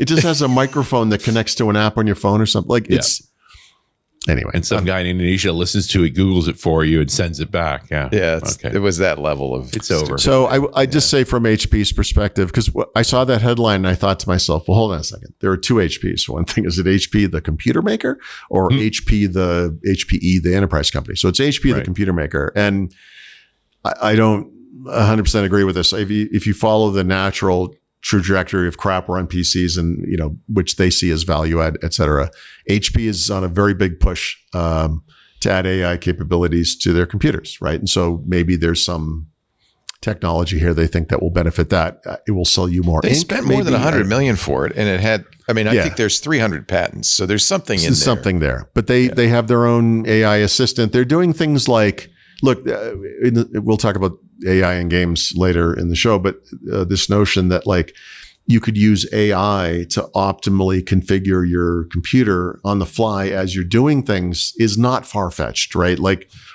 no, you know what? I'm wearing. In fact, we're going to interview the creators of this in about an hour. Yep. This bracelet, they announced at CES. It listens to everything. Yeah. And then I get a synopsis of my day. I've got a potential to-do list, which I can then move over to my real to-do list of things that I might, and it's very smart. It's really interesting. But we're going to talk about to the creators. Chairman There's all Laporte, sorts of interesting stuff coming. Huh? Chairman Laporte. Yes. I appreciate you giving all your data away, but I am going to ask him where it's going because it doesn't say. Yeah. It doesn't say. No, but it's very cool, and it's only with the iPhone, so it's kind of, I what? Shouldn't even I'm sorry. I'm joking 100%. I want to be clear. But, people who are allegedly privacy-minded or whatever might hear what you just said and be like, are you serious?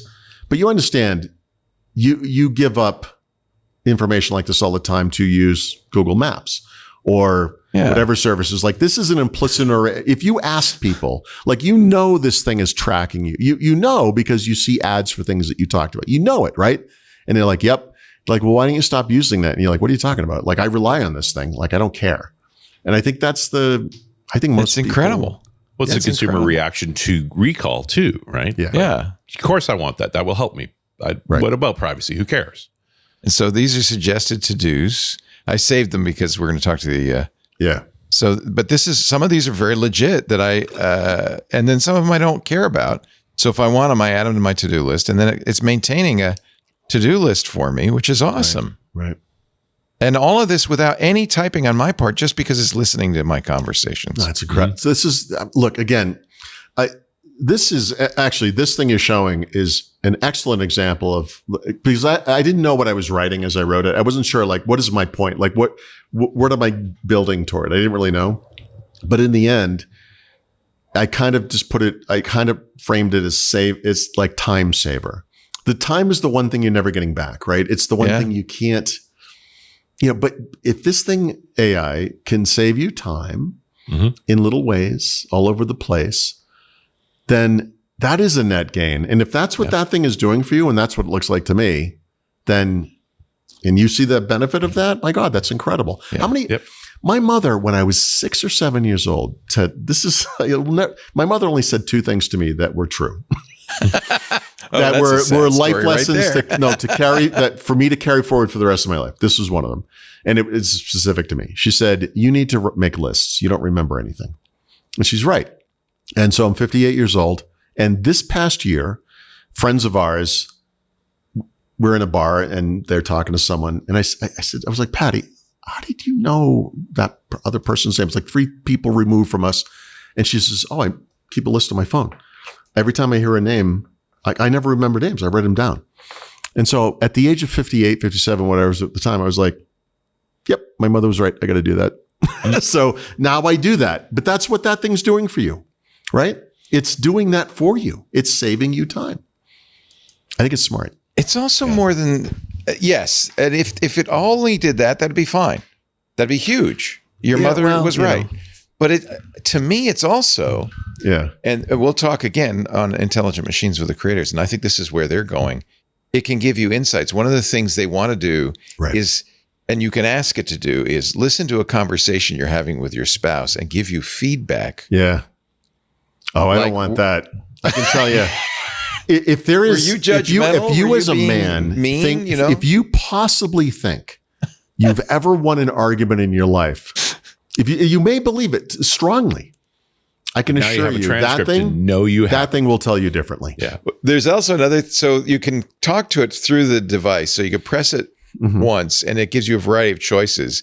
One is a roast and it's mean as hell. But the one I use is Fact Checker. It's listening, and you can press this button after somebody says something and say, check that for me.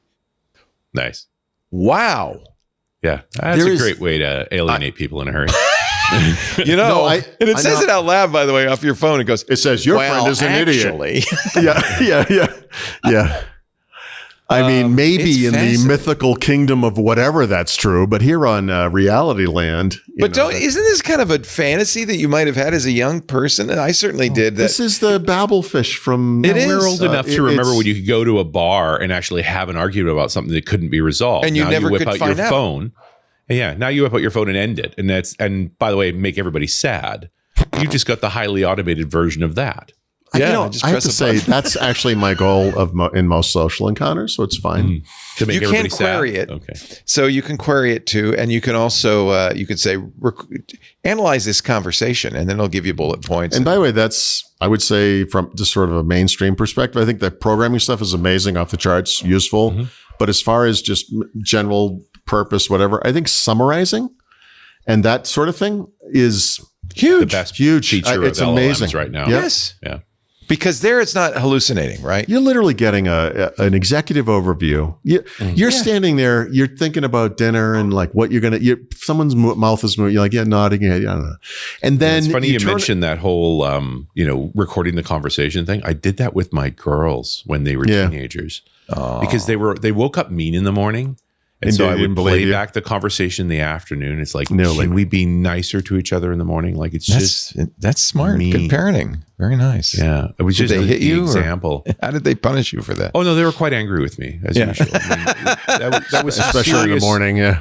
I got whiplash from the eye rolls. Like it was epic, but it was also just a reminder. It's like, hey, we wake up a little grouchy in the morning. It might have sunk in. Give yourself some time. I think, there's nothing like the empirical data. Listen to you speaking to each other. Yeah. Right. What else is going on in AI? Yeah. In less personal news. What else did your mother lie to you about? Yeah. She didn't get a lot right, Leo. That's all I'm saying. My mom.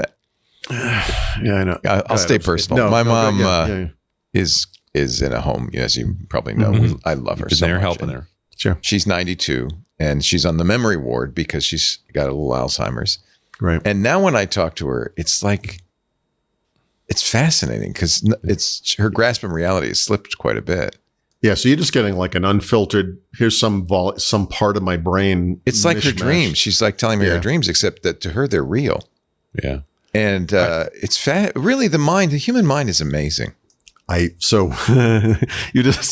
over the holiday, my father and mother were divorced when I was 3. And so when I was 17, I met my real father, and I've been part of that family ever since. And so the family I have in Pennsylvania is that family, right? Nice. So the mother of my sisters, I care for her in many ways more than my actual mother, right? She's the woman we bought our house from in Pennsylvania, and now we're living in her condo, right? We're very close. So that's your she's not a stepmother, but biological family. That's amazing. There's no name for her, but she's, okay. That's so cool. Anyway, we love her. Sharon is her name, and she's wonderful. We love her. But unfortunately, Sharon is also succumbing to similar things. It's sad to watch. The way of all. But it's weird because I've seen her lash out at my sisters and other people in the family. And she's always been like, she sees me and she's wonderful to me, and I love her. We get along great. So I don't know if it must have been Christmas Eve, I don't remember, but we were she's in a wheelchair. We're taking her out of the house, and I jokingly kind of smacked her just as part of just joking around. And she looked at me and she whipped around. She goes, "You're just like your father." And I was like, "Oh," and I was like, the first time, and I was like, "Sharon, I will snuff you out with a pillow. I swear to God." I am nothing like my father. And then she was like, "You're right. I'm sorry." And it was amazing. But I saw it. Like I saw that. You saw the flash. There was the glint of like that demon that's in there, and it's sad, because she's wonderful. I mean, she's the best. Yeah, that's one. It's Alzheimer's can go in a lot of different directions, but it's often because of the frustration of it. I think exactly. They have to know it's happening to some degree. It must be the worst thing in the world. Yeah, it's awful. Lisa has permission to stuff me out with a pillow the minute it starts to go south. She says she won't, but she better. Exactly. If not, Paul, it's up to you. Oh, Leo, I'm gonna be next to you in the bed. We're gonna be yelling at each other. I don't know. Who are you? I'm Paul. Exactly. Who are you? I'm Leo. Yeah, it's like a memento. We're gonna meet each other every day. It'll be great. Well, that's cool. Yeah, she can. My mom has watched Succession many times because she's. Yeah, it's different every. It's weird because I've always asked for that. Like, could I erase the part of my brain that saw Star Wars as an 11-year-old and just watch it again for the first time? Yeah. Mm-hmm. And the truth is, I actually kind of have that. I don't really. It's not actually a good thing. Oh well, I don't know how we got off on that. Anyway, honestly, this is why I'm excited about AI because and things like this because as I age. This will be a huge aid. Exactly. It's going to be a huge aid. Yep. No, that's very exciting. That's absolutely true. It's coming in the nick of time, Paul. That's why I'm taking this stance. I'm like, guys, listen, I need this. Make it happen. All right. So compared to what I just said, none of this other stuff is particularly interesting, but Microsoft is improving the voice capabilities that are already in Copilot, basically to support a lot of different languages in both directions, right? So that's huge, but doesn't require a lot of conversation. It's easier. I don't know that OpenAI ever actually received a buyout offer from whoever that was, Elon Musk. And those. I think they did. They rejected it. They rejected. They did 97.4 billion. The day before they rejected it, they said, just so everyone knows, they never actually sent us anything. Yeah. So the board met. I think they waited for the week to go by, and they were like, "All right, just so we're not. Let me know. Obviously, we're not doing just a life lesson for all of us. If somebody offers to buy your company on a tweet, get it in writing. It's not genuine. So I do like that Sam Altman, not a person I would characterize as humorous or even necessarily human. Does not like Elon. Did write back on Twitter, and actually called it Twitter, which I think is beautiful. Yeah. And he said, "We're not interested in the buyout, but if you want us to buy Twitter for the same amount of money, we're happy to do that." I think he offered $9 billion, not 90. But whatever the number was, because that would be more in line with it. It's 20% Twitter is now worth the worth. money Elon paid for it. Which is it's every cent. Yeah. Exactly. So good job. Yeah. He made that make sense financially. I don't know if you're following this, but there was a brief moment in time, it was about a year and a half ago, when I thought, every time someone comes up with a new AI model, I'm going to write about it.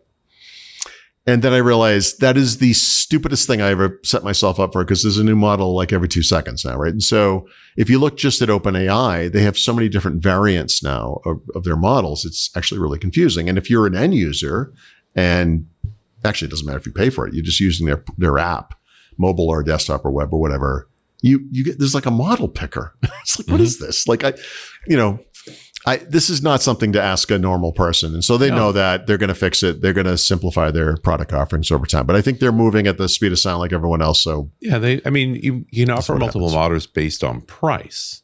Yeah. Did you want the half $1 a month version, the $2 a month version, the $20 a month version? Yeah, but that's like saying you can have airbags in your car, but only if you buy a really expensive Mercedes, which was the case for some period of time. And it's like, what about us? I can't afford a Mercedes. No, but the reality is you can, the OpenAI interface I use for the house cost me less than $1 a month. Yeah. Nice. Right. Like you can have a very, so you're using the API, you're paying for token access. Yeah. And actually, when I set up Llama locally, it uses the same API. Like I just changed the endpoint. Right. So is it usage based, and so it's not using too much, or So that's a separate. Like I pay $20 for ChatGPT, and I have all the models and stuff. And you pretty much you're have using full reign. the I mean, API directly. I'm using the API, and I put down $20 for a certain number of tokens. It automatically replenishes, and it's been more than a year, and I'm less than halfway through the money. It's amazing. Now, it just means we may not be using it all that much, but the reality is it's just not that expensive but it's there when for you need regular it, household stuff. I do feel like we're in the Uber stage of AI, where like they're losing money, but they're making So, enough volume, yeah. kind of thing. Right? Everybody's losing money on AI, before- except the investment guys who are taking commissions off the placing the money. I had a friend who lived in New York City before the internet bubble burst. I don't remember the name of the service anymore, but it was whatever DoorDash was at the time, the first one. Mm-hmm. And I think it was only New York City. The idea was we'll start in the big city and we'll move it. And he ordered a Snickers bar, and a guy brought it to him in person. And he said, That "This was business, Cosmo. he said this isn't going to make it. Like he is like this doesn't." We talked about the Paris why- had ordered from Cosmo too. They'd bring you ciggies. Yeah, They'd like why bring would you do that? Like why I'll would buy you a let that bicycle. happen? Yeah. Like that's ridiculous. It went out of business. Yep. I wonder why. It's so stupid. Yeah. Okay.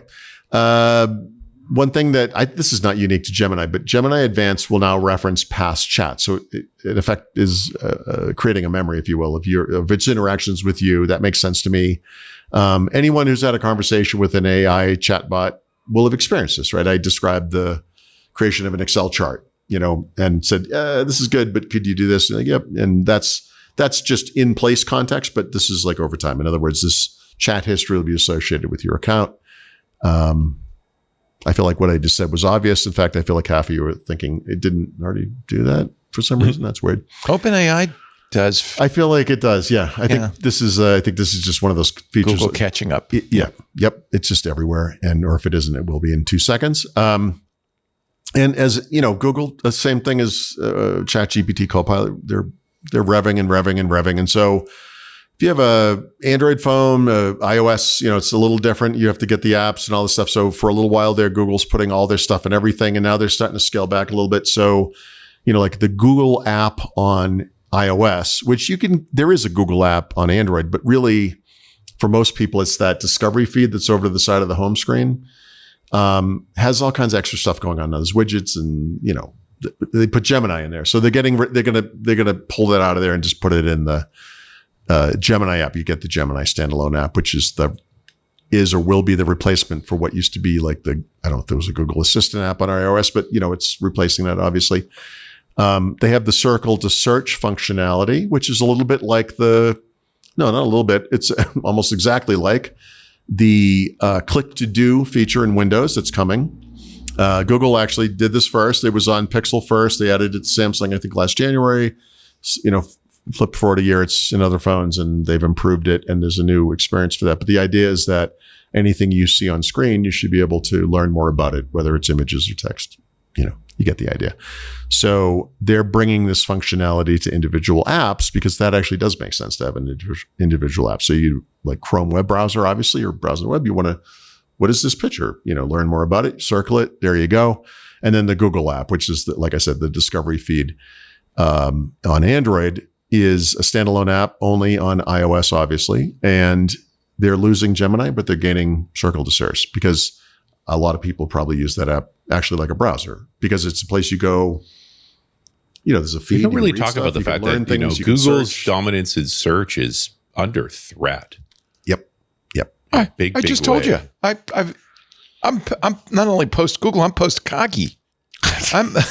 I am now all in. You AI. are a being of light and logic. I haven't used Google search in a year because it's gotten so crappy. Yeah. Well, that's interesting. Yeah, it has gotten bad. It's weird. I've been playing around with the home screen of my phone. I literally just thought about this today.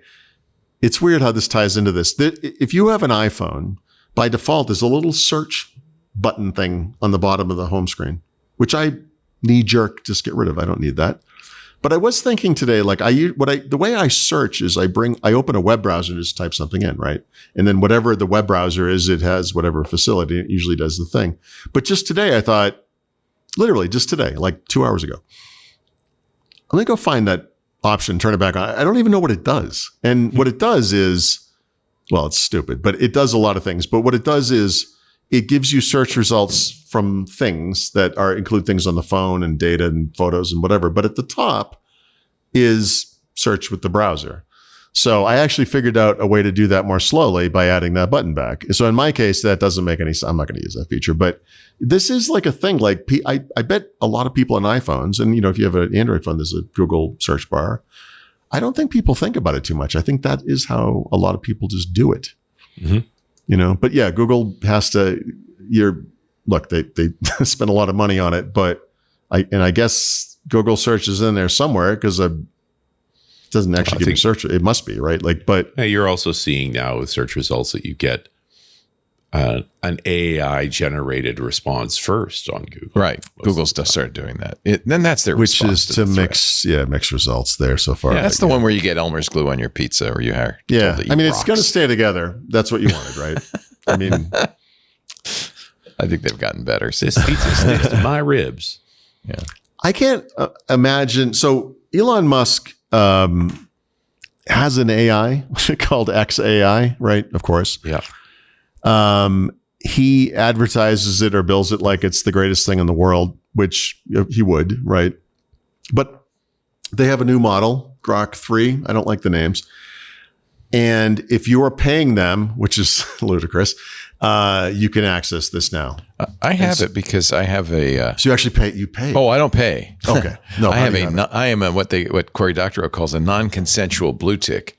At one point, a few months ago, they just turned on blue ticks for people who have a lot of followers, hoping that we would come back. So I can play with it if you ever have a question. So what Elon did was really interesting. He theorized, and he's not wrong. This is kind of, I think, common knowledge, common wisdom, that you could take the same tools, the same techniques, and just throw huge compute at it, and you'd get a better result. So he bought, what was it? Do you remember, Richard? Was it like 10,000 H100 NVIDIA GPUs and built a massive data center in Texas? Okay. And so he basically made the biggest AI supercomputer ever. So he went in the opposite direction of the Chinese. In a way, right? Like he did. Well, Chinese can't even get H100s. Yeah, that's what I'm saying. But they actually had a bunch of them from before the lockdown happened. There's a lot of caveats to a lot of so-called numbers going on there. What's interesting is he's also, I think, using this new technique that DeepSeek showed the world for the first time, but it was not a revelation to people in the business of reinforcement learning, right? Which gives you some really, that deep research thing gives you some really interesting, almost thinking. Pretty much what results. all LLMs do, right? Like all the second order training is reinforcement. Well, not exactly. They have supervised fine tuning. So I just watched a really good thing which I recommend from Andrej Karpathy, 3.5 hour video on how. No, I was just watching an hour-long video about this same This is topic. 3.5. Yeah. He goes into, it's really well done. It's for people like us. It's for laymen, but it goes into detail. And so what he describes it as is as if you gave a college textbook in physics to an LLM. The first level is it reading that and absorbing it. The second level is it going through the exercises and solving them.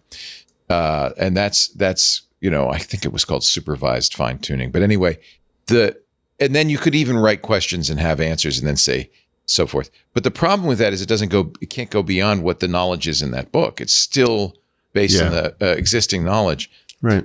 This new reinforcement learning, and by the way, the Chinese are using punishment and rewards as well.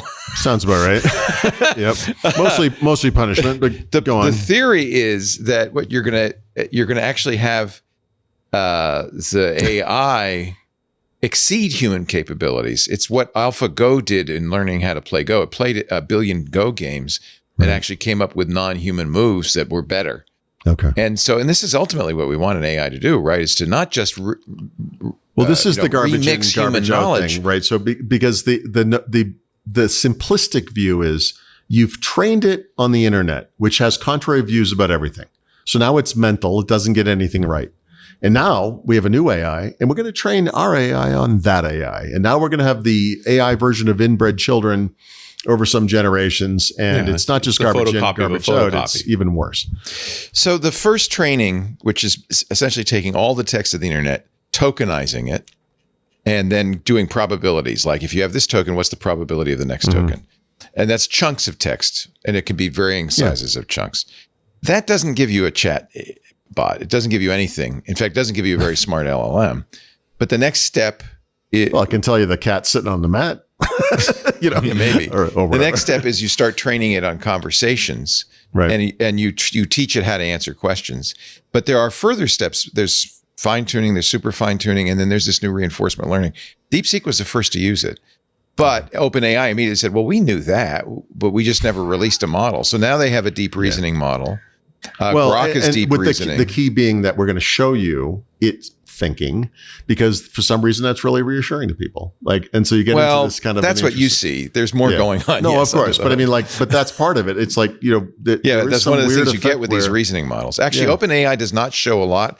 They're afraid people will steal the reasoning. Right. But DeepSeek does. So you can see DeepSeek goes, what I think Paul's asking when me. I was in school, I'm like, hold on a second. Exactly. First of all. And it's going back and forth with itself and then comparing different results. So it's very interesting. That's somewhat of a breakthrough, Richard. I don't think that that's something that until DeepSeek people were doing in public anyway. So admitting to, yeah. So I think Grok is also doing that. Perplexity has a deep reasoning model, and it's just you wouldn't want to use it for like correct this writing or write this paragraph or give me some inspiration. You would use it for things where you were patient, because it does take time, and something where you wanted to really reason something out. And it's really interesting what it's doing. I think we're making amazing strides in a very short period of time. Right. That's crazy. It is crazy. Yeah. So he had 100,000 H100 GPUs. Now the cluster, Don is telling me in YouTube, is 200,000 GPUs. So it is the largest, as far as we know, supercomputer, AI supercomputer ever built. Okay. And that's for the pre-training stuff. That's for the LLM building. It means you can use larger chunks. You could do more tokenization. Yeah, that was part of the video I watched, was explaining just the time and math or money elements to this. Right. So, X number of GPUs, supercomputers, whatever, to, this size model, blah, blah, blah. It's going to take 8 days. It's going to cost $12 million or whatever the number is. It's very expensive. It's yikes. So that's that first building the model is the most expensive, is the most CPU or GPU intensive and the most expensive. You then you do a lot of other stuff. You have humans in the fine tuning where you have them write questions and answers. You'll get a PhD in physics. Yep. And you'll say, write 100 questions and 100 answers and have the LLM absorb that. But it's still building a transformer. That's what's amazing. This is still neural networks. Right. It's kind of magical. Anyway. Yep.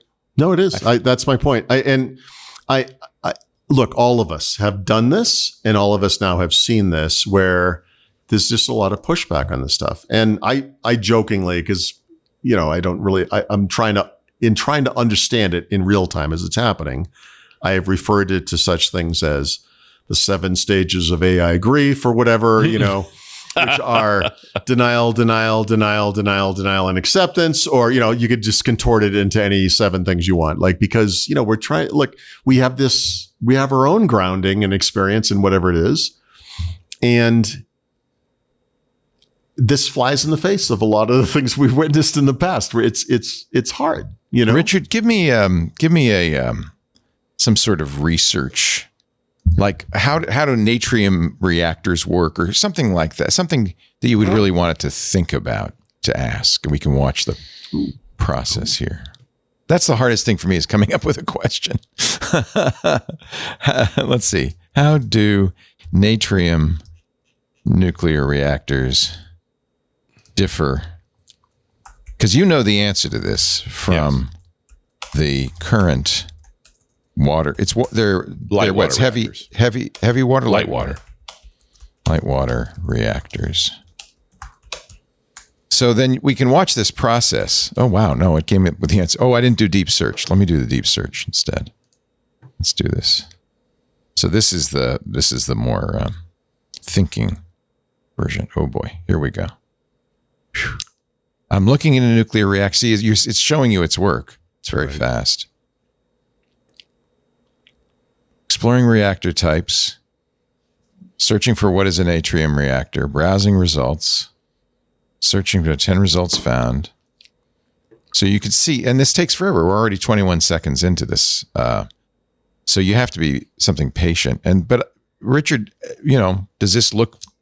But this isn't, they're hitting on some key issues here. You don't want you don't want a quickie answer. You want you know what I mean? Like this is taking, what are we talking about? Seconds? I mean, yeah, it took 30 seconds. And here's, this fantastic. Is kind of, Richard, if you were doing your talk on natrium reactors, this would be the information you would want. The question is, will they include the part where natrium reactors keep catching on fire? Passive safety due to low pressure, but sodium's reactivity with water and air poses risks. LWRs rely on active systems and containment for high pressure safety. And here's the detailed analysis. All of this was instantly generated. Yeah, it's incredible. Just a few seconds. Yeah. I don't see anything wrong. It's just a question of, do you really understand the problem space? Right. The longest running sodium cooled reactors in Russia, and they've just gotten good at putting out the fires. Yeah. They talk about TerraPower. That's Bill Gates' effort. Yeah. It's in Wyoming, although they don't have a permit for the they don't. I mean, look, so this is in lieu of a Google search. Yeah. It's pretty substantial. Yeah. And this is, based on the Grok LLM and then applying these new reinforcement learning techniques to give, I think it's, but by the way, and it's hard to grade LLMs. This document is, large. It looks like it's largely derived from a bunch of the, it's not original research group stuff. Like that's what the stuff I read. Yeah, was exactly. This is summary. Is there work on it. An improvement you can think of over natrium? Let's see. Now let's put it to work. Yeah, sodium's reactivity with air is a big problem. Yeah. That whole I burn in air and I explode in water. I remember that from high school chemistry. Yes, very dramatic. Yeah. Now make it 800-degree liquid sodium and see what happens. Yeah. The reason the Russians don't have a big problem is they don't care about the pollution they create when they put out the sodium fires. Oh, my God. Yeah. They don't care about much. They just blew up Chernobyl's containment. They hit one of those Iranian drones hit the roof of the crane structure. Like nothing escaped, really thank God. Breach containment per se. Yeah, but honestly, that's a pretty irresponsible thing to do. I think it was a failed drone. I think they targeted. Oh, something else. It didn't explode. The drone fell. Oh, had it exploded, would that have been a problem? No, not likely. Okay. Their primary containment is still bloody big pile of concrete. Tough. Like it. Yeah. You can shoot artillery shells at a nuclear reactor containment all day long. You're not going to get through it. All right, Paul, do you want to take a break now or are you done? Yeah, I think we should take a break.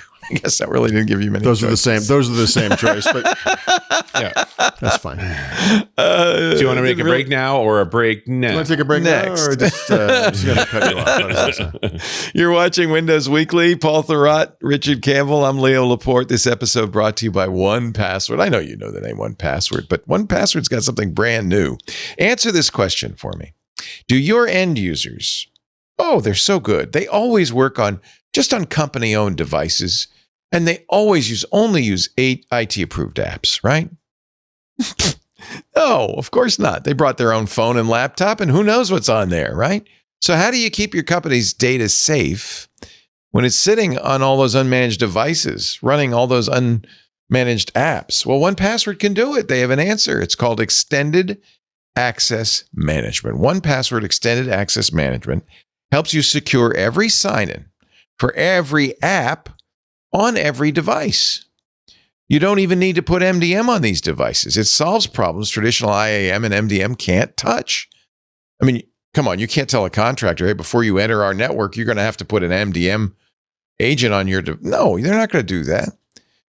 That's why this is so cool. Imagine your company's security like the quadrangle of one of those Ivy League colleges, Penn State.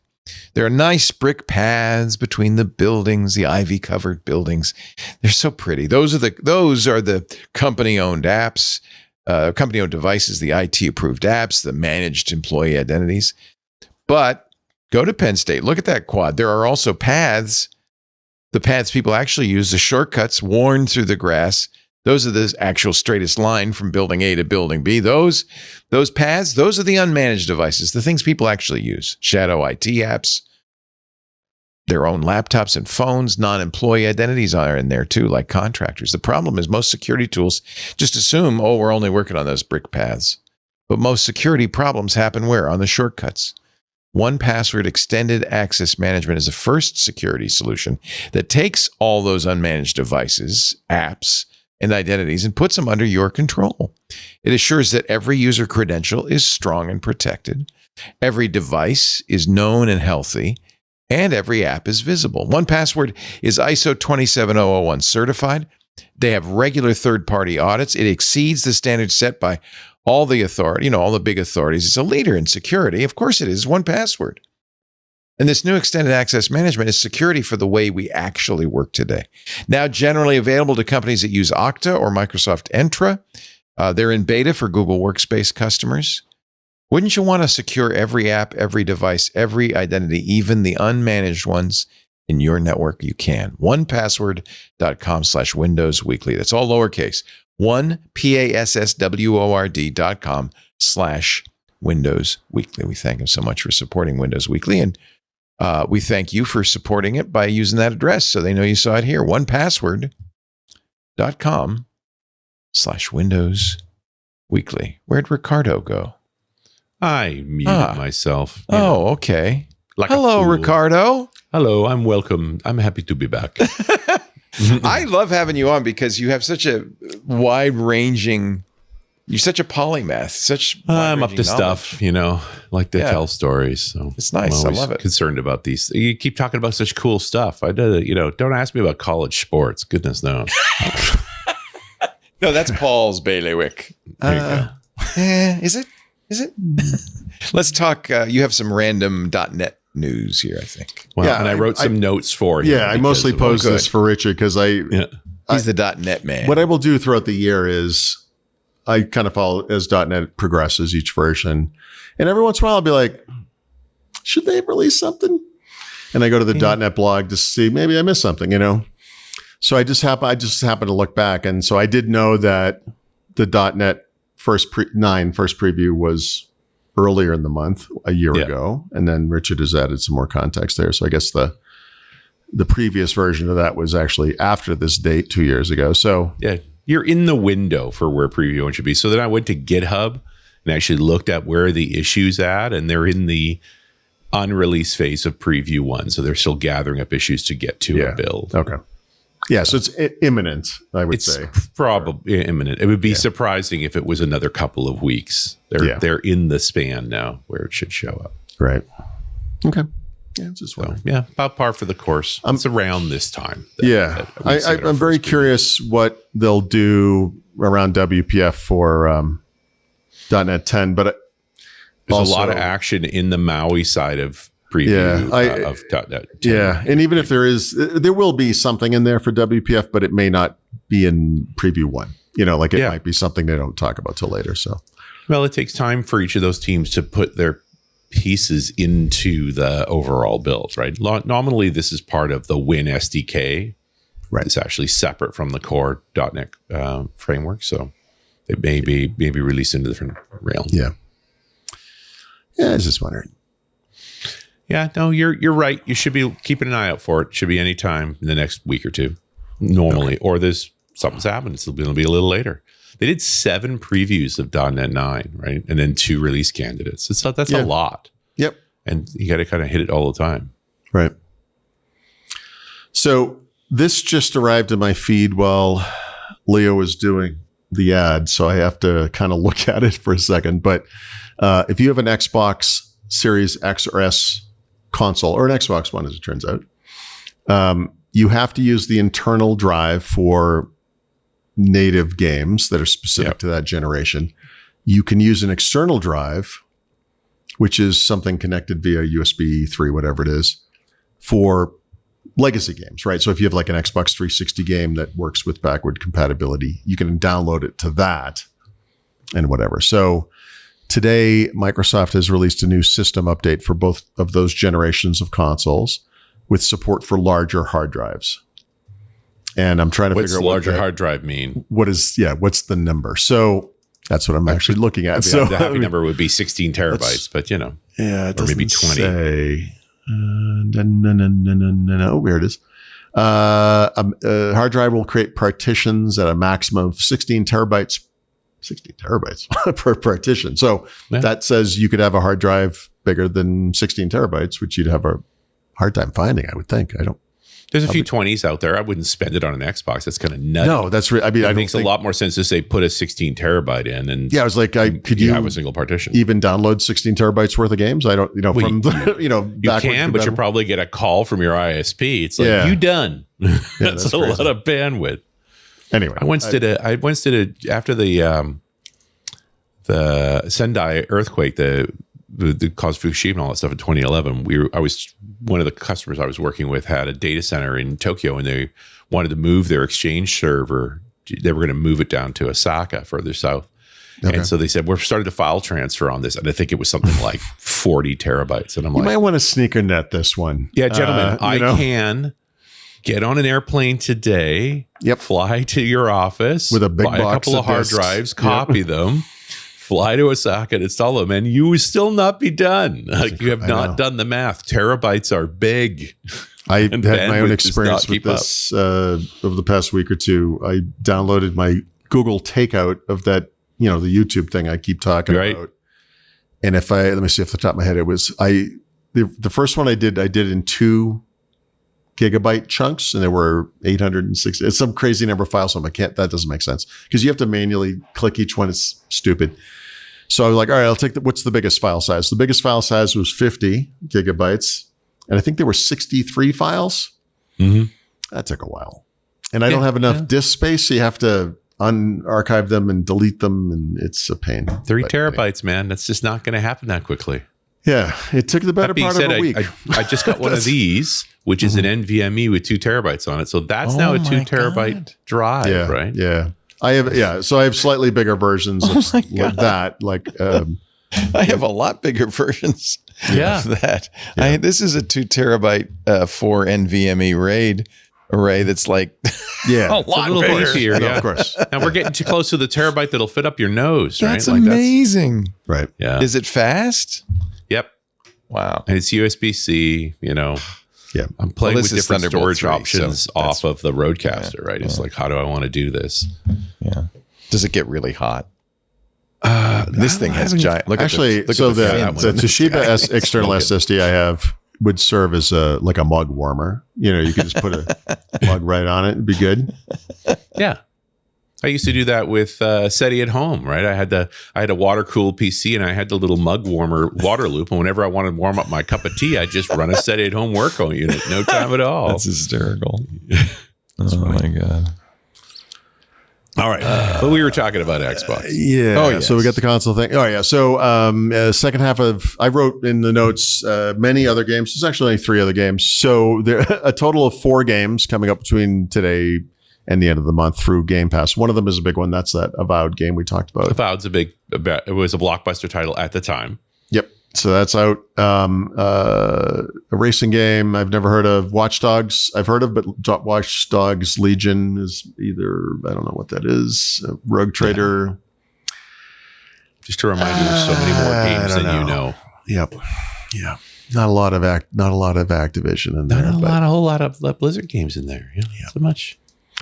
Okay, so I referenced this earlier, but Richard, you at one point, I feel like this might have been as long as a year and a half ago.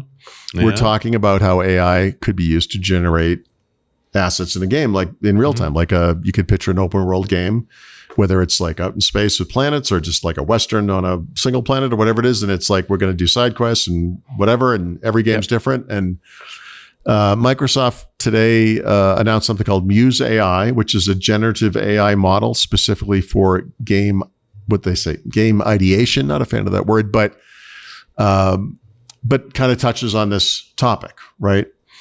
I mean, I feel like this is inevitable. Like this will happen. Yeah, it needs to, because the gaming development is just too expensive. Yeah, and even I described this to my wife in the elevator heading to lunch because she's fascinated by everything I talk about. But I mentioned to her how because she can't get away. She's stuck. The elevator door closed. You could hear her screaming, and it was like this, like for the next 90 seconds. This ride's going to take what it takes. Just suck it up. No. But I did mention, how Richard had talked about this. And I said, I know you don't care about video games, but like in this, we've been talking a lot about AI and how, like the conversation we had, that it's going to apply to places where maybe it's not obvious to you at the time.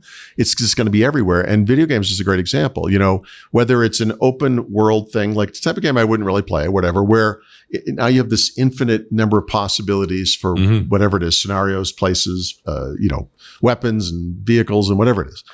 But even something that you might think is a little simpler, but you just actually touched on this, is expensive. Like if I play a game like Call of Duty and I specifically go in and play multiplayer only and I want specific game matches or whatever, one of my frustrations with this game, aside from the players, the people themselves, who are all horrible human beings, is it's the same maps like over and over and over again. And if you go back over the history of Call of Duty, just to keep it to this one game, there are classic maps from every version of the game, and they bring them back and they do these things. But I mean, it's not hard to imagine just the game type I play, like it's a hardcore team deathmatch or whatever.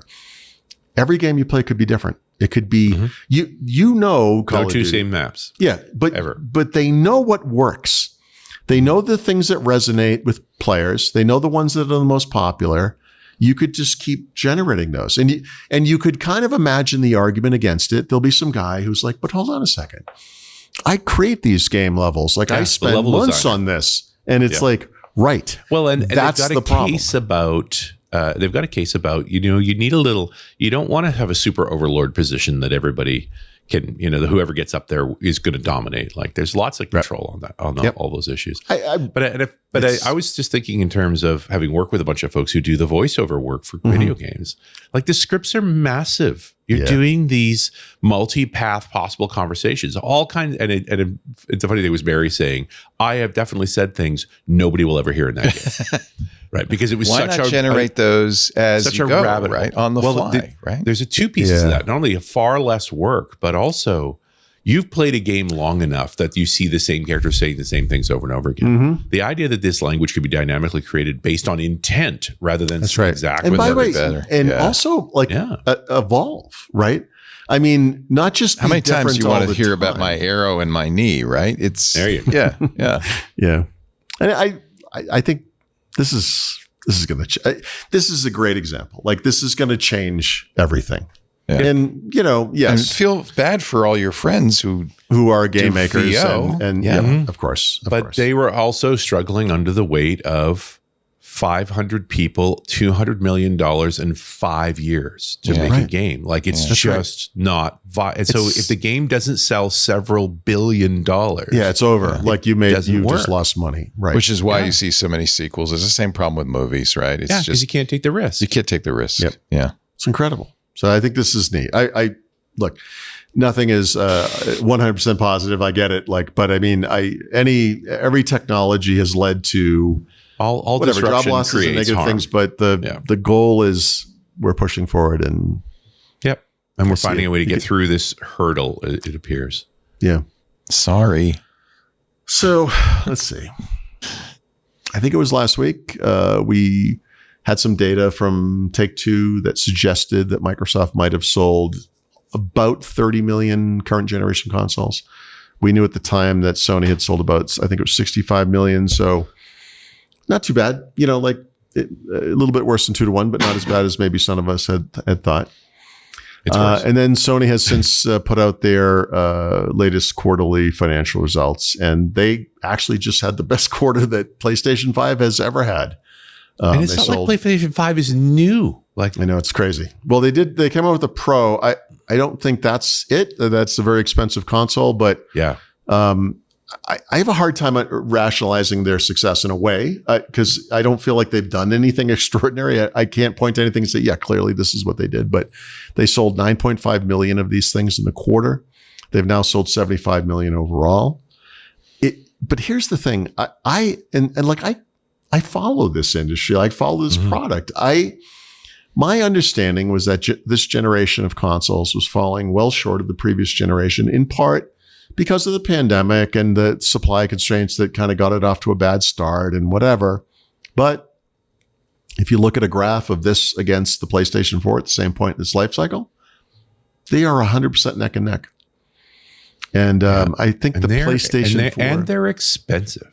They're more expensive. Yeah. So, I do know that things like, for example, the best generation for Microsoft was the Xbox 360. It sold somewhere in the 80-something million units, barely beaten out, but basically neck and neck with the PS3. Things started to go south in the next gen. PlayStation overall, I'm sure the PlayStation 2 is by far the best-selling console. But, if the goal is to sell better than 88 million or whatever it was for PS3, like Sony has done it, like the PlayStation 4, I don't know if I have the number here, but I want to say it's 115 million, somewhere in there. I don't think we're going to see that PS5. I think things are going to change more quickly now. But I would have assumed this was doing pretty bad, relatively speaking, because everyone but Nintendo was doing pretty bad. But actually, they're doing pretty great. So, yeah, good for them. So, yeah, I'm just astonished that a 4-year-old game machine now just had a record quarter. Yep. Yeah, there's usually the first couple of years are the best, and it kind of trails off. Sometimes you try to do like you always try to do like cost savings. You have cost reduced versions of consoles, and there are mid-season bumps, so to speak. Like Microsoft tried this with the Kinect. With the Xbox One series, they did kind of a neat job of like Xbox One to series, like the S to X, where they kind of improve things across the board each time. PlayStation 4, I don't follow it as close, but there was a PS4 Pro, obviously. But the PS5 line, like you said, it's much more expensive. And it's interesting that hurt Microsoft a lot when they tried to do that with the forced bundling of Kinect with Xbox One. It hurt Sony with PS3, actually, because they had the Blu-ray was expensive at the time. Yep. It clearly has not hurt them with the PS5. Like I said, I can't. And in some ways, it being clear that there's one dominant machine and you should have it. We may be seeing, what we may have just seen is a whole bunch of Xbox owners buy a PS5.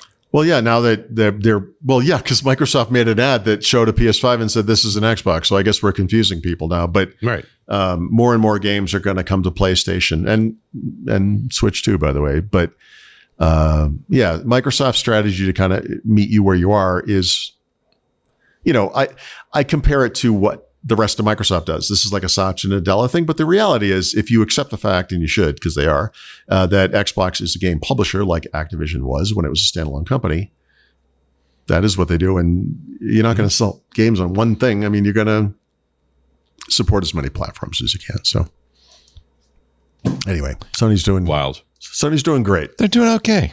All right, here's your great PlayStation update for the week. Yeah, that's from the yes. Yes, you're a PlayStation fanboy report of the week. We're doing great. Everything's great. Yep. Hey, let's take a little break because Back of the Book's coming up. We have about 25 minutes left. It means plenty of time for you, Richard, and your brown liquor pick of the week. I got a fun one. Tip. Good.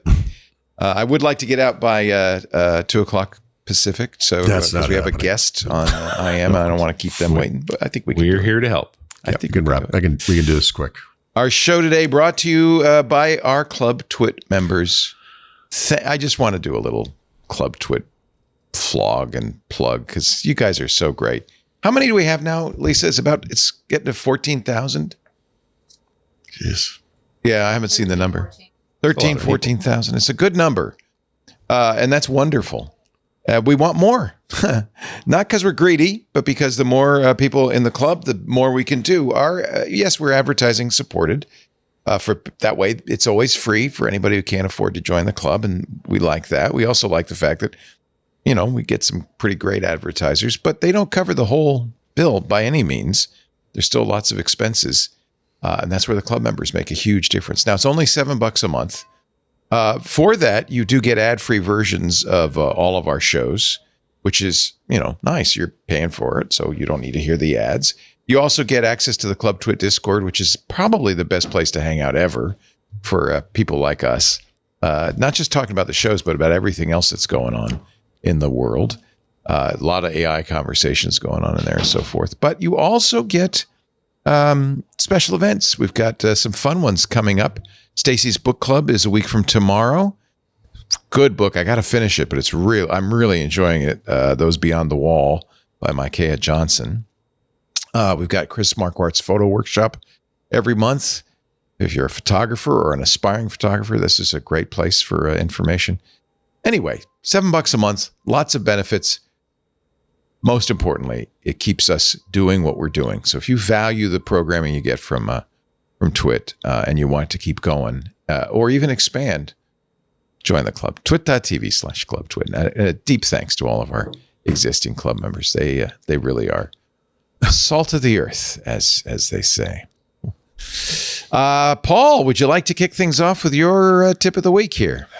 Yeah, I mean, I kind of ended up talking through this earlier, but I would just say, for you folks out there denying AI and whatnot, You deniers. Yeah, the earth is flat. You and Shaquille O'Neal are onto something. I get it. But I think you should look for that aha moment. You're going to find it. It may not come in that thing that is the thing you do and the thing you care about the most, but I think that's part of the point. If you want to avoid AI in, like a writer in writing, okay, fine. But I think we're at the point now where you'd almost have to avoid it entirely to try to not have this happen. I think you'd be surprised. And the one thing I didn't mention earlier was that this is one thing I did talk to my wife about.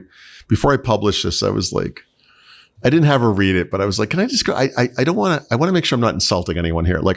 I want people to actually think about this and maybe take this leap or whatever. But I was surprised that most of the feedback I've gotten was very positive, and a lot of people saying, actually, this did happen to me, and they told their little story. So I think I would just give it the time of day. I think you'd be surprised. And just for all the reasons we talked about earlier. So no reason to beat that to death, I guess. Try perplexity.ai. The free version is pretty good. In fact, there's somebody who's saying I never pay for it because it's the free is just as good as the paid version, which may be true. We're in an interesting time right now where that's the case with a lot of stuff. Like I do pay for Microsoft 365, so I get some AI credits, whatever that nonsense is. But I use it for a lot of the images for the site. I've done stuff with Copilot, which is free for me. I've never run into limits with these things. Every once in a while, I'll go look to see how many credits I've used. And even when I'm 3 weeks into a 4-week cycle, I've used 3. And it's like that. How?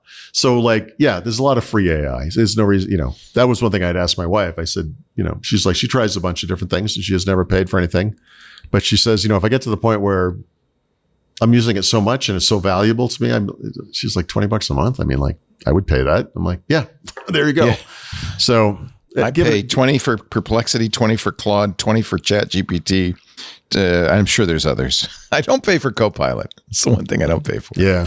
Or Apple Intelligence, which is not so. Right. Not so intelligent. Yeah. If that's one thing I feel bad. If you think AI is as Apple Intelligence, you're missing the boat. Look, there are cool little sparkly effects in iMessage. I'm not really sure what you mean by that, but yeah, it's not. Well, I don't use. Okay.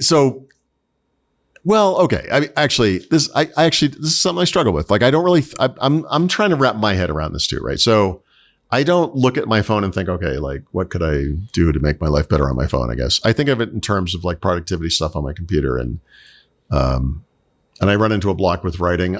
Developer stuff is good for me because it's not my job and I'm not an expert. And that maybe is an ideal example for me. Right. And so I'm trying, but I'm trying to figure it out too. Right. You know what I mean? So it's I am struggling with it. Anyway, do better than I do. That's the tip. And then the app pick, I wanted to talk about this last week and we ran out of time. And now I realize I don't want to take that time today either. But I'll just say that as part of my online services stuff, I don't want to get into Richard's thing too much either. I want the primary source of my data to be local, if you will, and not in a big tech thing. I'm still going to put it in a big tech thing, right? I need replication as well. I really like Notion. We use it a lot. It's great.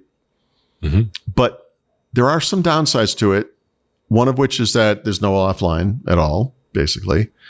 It's not files based. And I could write in Notion, but it has this sidebar with hierarchies of. Where would you save it? It's a little weird. And by the way, what if Notion does to me what Google did to me, and they just say, "Oh, you can't get into your account."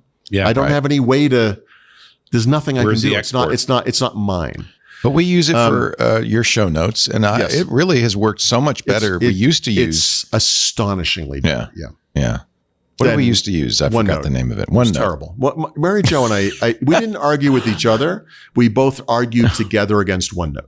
Like we hated it. It was so bad.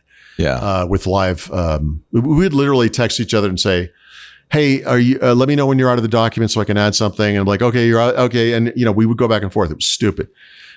So there are 1 million Notion competitors, and some of them are the thing I just described. In other words, it's a local file-based thing you can save to the file system. It looks and works just like Notion, but you can sync it through the thing you're already using, which might be OneDrive or Google Drive or whatever, or your NAS or whatever. Who cares? So I'm kind of investigating that, and I'll just leave it at.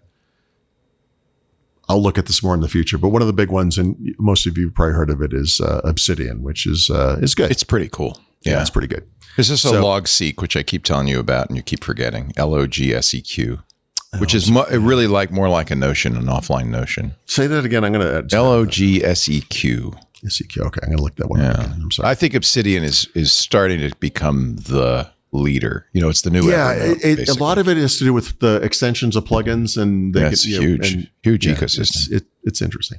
And then also just from a Markdown perspective, IA Writer is my favorite Markdown editor on the Mac. The version on Windows is a pale imitation. I've been using Typora, which is very good, and maybe a little more word processor like. But IA Writer 2.0 is now out for Windows. They had announced this, I think, in December with a limited beta. If you bought IA Writer on Windows, you're going to get this one for free, so you might as well just go grab it. Well, you'll get it automatically offered to you. It is better. It's still not as good as the Mac. I was like, oh, maybe it's still not. It's just not. It's worth looking at if you care about Markdown and stuff like that, but it's still not as good as the Mac version of the same app, unfortunately. All right. Thank you, Paul. Sometime if you want to spend more time on this, I think this is a good subject. It's definitely going to come up again. It will. Yeah. I'm sorry I don't want to truncate anything.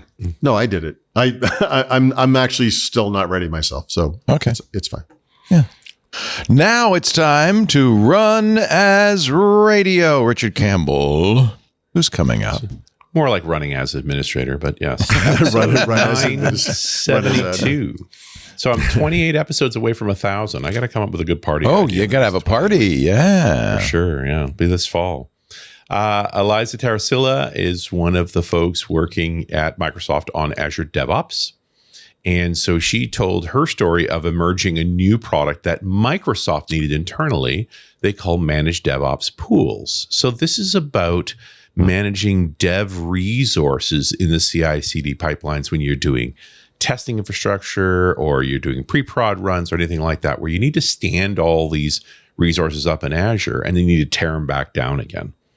And you usually want to have them set up with certain standards and so forth. And what she was discovering working internally to Microsoft on Azure DevOps was that every team had their own custom code to do this. So they basically turned it into a product that has simplified work at Microsoft, and now they're making it available to everyone to say, okay, we think if we needed this, maybe you need this as well, whether that's even if it's on-prem servers or it's virtual machines or it's container infrastructure or it's instances against SaaS products. All of those things can be built into these packages that you can then assign to a pipeline for a given project. And so eventually you can come up with a set of standards for the way that apps are tested across your organization or based on particular resources. So you don't waste money and you don't expose as much security vulnerabilities. An awful lot of the Future Secure initiative was about old demo apps and lost sort of resources allocated to projects that aren't in development anymore that represented insecure surface area. And so these are the kind of tools that help you clean that mess up. Very nice. Runasradio.com. Yeah. Soon to be 1,000 years old. Jeez, I'm starting to feel that way. I haven't like you. I haven't missed a Wednesday since the first episode, April 11th, 2007. Every Wednesday. You've been doing it longer than we've been doing this, for sure. It's been a while. Yeah. .NET Rocks goes back to 2002. So, and now that we're at, what are we at, 1939 right now? So we're sort of staring, we've been referencing like on this year. So now the whole debate is, when we get to 2002, do we reference the fact that the show was going on? So it wasn't a podcast. I mean, the term podcasting anyway. It was an internet exist. audio talk show for .NET developers. Yes. Yeah. But did you have an RSS feed? They didn't exist. Right. But I would argue that Carl implemented, when Dave Weiner published that spec, he implemented it that day. We may have had the third RSS2 feed in the world. Yeah, one of the first. Yeah. That's great. Well, I think it's the only one that's still running. Like, it's the same URL. What? You mean it's daily source code with Adam Curry is no longer running? Yeah, oddly enough. Yeah, exactly. So, yeah, we may have been the longest continuous operating podcast. That's really something to be proud of. That's great. Yeah, and I mean, there's some NPR shows that are older than us that then moved over. Right. But it moved into that, but we were there right from the very beginning. And I think it's partly because the tech audience could make it work, right? Yeah, well, exactly. Yeah, all the first podcasts were technology. Yeah. Yeah, they had to be, pretty much. Yeah. We had to pave the way for the murder podcasts. Yep. First technology, it's a logical, then murder. Then murder. You can actually see how that makes sense. All right, I want to do some liquor. Let's get some liquor. This past weekend was the celebration of my 30th wedding anniversary. Oh, happy anniversary to you both. Thank you. That's great. We had a really great time. A bunch of friends came up, and one of the whiskeys that was brought was Signal Hill, which is a Canadian whiskey. And it is named after his signal hero, which is a historical landmark in St. John's, Newfoundland, and has been a landmark for a long time. It was arguably the site of the last battle in North America for the 7 Years' War from 1756 to 1763. This was a war primarily pitting Britain and Prussia against France and Austria, plus Spain and Saxony and Sweden and a few others. And is the umbrella term for a bunch of other wars that were going on both in Europe and North America, like the French-Indian War and the Spanish-Portuguese War and the Anglo-Spanish War. But the conflict that happened around Signal Hill was when the French had grabbed that land from the British, who were blockading the St. Lawrence Seaway, which is where what was then known as Lower Canada, today we call Quebec, was cutting off their ability to bring supplies to France. The British succeeded and held the blockade and forced the French to surrender. And that site continued to be a defensive site for another millennia, all the way into World War II, actually. But arguably the most famous thing to happen on Signal Hill, and the real reason it's called Signal Hill more than anything, is that is where Marconi set up his first wireless transatlantic message system in 1901. I wonder, is that the same station that we received the signals from the Titanic 7 years later, or quite possibly? Yeah. Well, or 14 years later. So cool. Yeah. So that's where the name comes from. So where'd the whiskey come from? And the answer is Dan Aykroyd, the Blues Brothers, right? And the Ghostbuster. He has a vodka too. I have his. He does. That's where this all starts. Yeah. And then in 2008, he started Crystal Head Vodka, which with a guy named John Alexander, who made the skull bottle. That's what it was famous for, is it's whiskey. It's vodka in a skull bottle. But he also was big on no additives, because most vodkas have some sweeteners or flavoring or coloring or glycerin or any number of things. It's like, nope, nothing in it whatsoever. This whole celebrity alcohol thing is interesting because Dan Aykroyd got to it very early on, 2008. The only one I can find earlier than that, the one that makes me sad, is Sean Combs, because he cut a deal with Diageo for Ciroc vodka back in 2007. Oddly enough, that deal's ended now, wrapped up somewhat acrimoniously. But did they call it Diddy's Roofie vodka or like something along those lines? Yeah, I know they did say no additives. And some of the research I did around this whole celebrity vodka thing, it made this great statement. It said in 2018 there was about 40 different celebrity alcohols. Today there's over 400. Jeez. So the reality is, of course, it's a moneymaker. These celebrities, and there's a bunch of different ways to go about it. Like Aykroyd clearly is deeply involved in making the product. Really markets it heavily. I had an autographed Crystal Head. I think I gave it away when we shut the studio. I feel. Yeah. But many folks, many celebrities are pretty hands off. The liquor companies have figured out, hey, if I get a celebrity involved, it can give me a boost of sales, and so they'll just try and recruit a celebrity into stuff. So it depends on the level of involvement. And only a few weeks ago, when we were in Mexico, we talked about Fletcher Azul, which is Mark Wahlberg's involvement, which I think was fairly hands off. So Aykroyd added whiskey to his repertoire in 2017 and wanted to kind of do his own signature on it. And so it's quite a light whiskey, actually. It's straight corn and barley malt. So 95% corn, 5% malt. There's no rye in it whatsoever, regardless of what you may have heard about Canadian whiskey. They don't have to have rye in them. They're not all ryes. Nothing special about the distillery. It's made at the Hiram Walker Distillery, which is literally the largest distillery in Canada. They make almost 40 million liters of alcohol a year.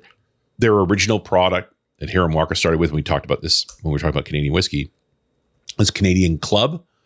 Although Pernod Ricard owns the Hiram Walker Distillery, Canadian Club, the brand, is owned by Suntory, but still produced at the Hiram Walker Distillery. So part of the business of Hiram Walker is making custom bottles of anything. And so Aykroyd's folks, the Crystal Skull folks, went to them and basically making that. He actually hired a guy named Michael Booth, who was a master distiller at Hiram Walker, who'd recently retired, who went back to make this whiskey for him.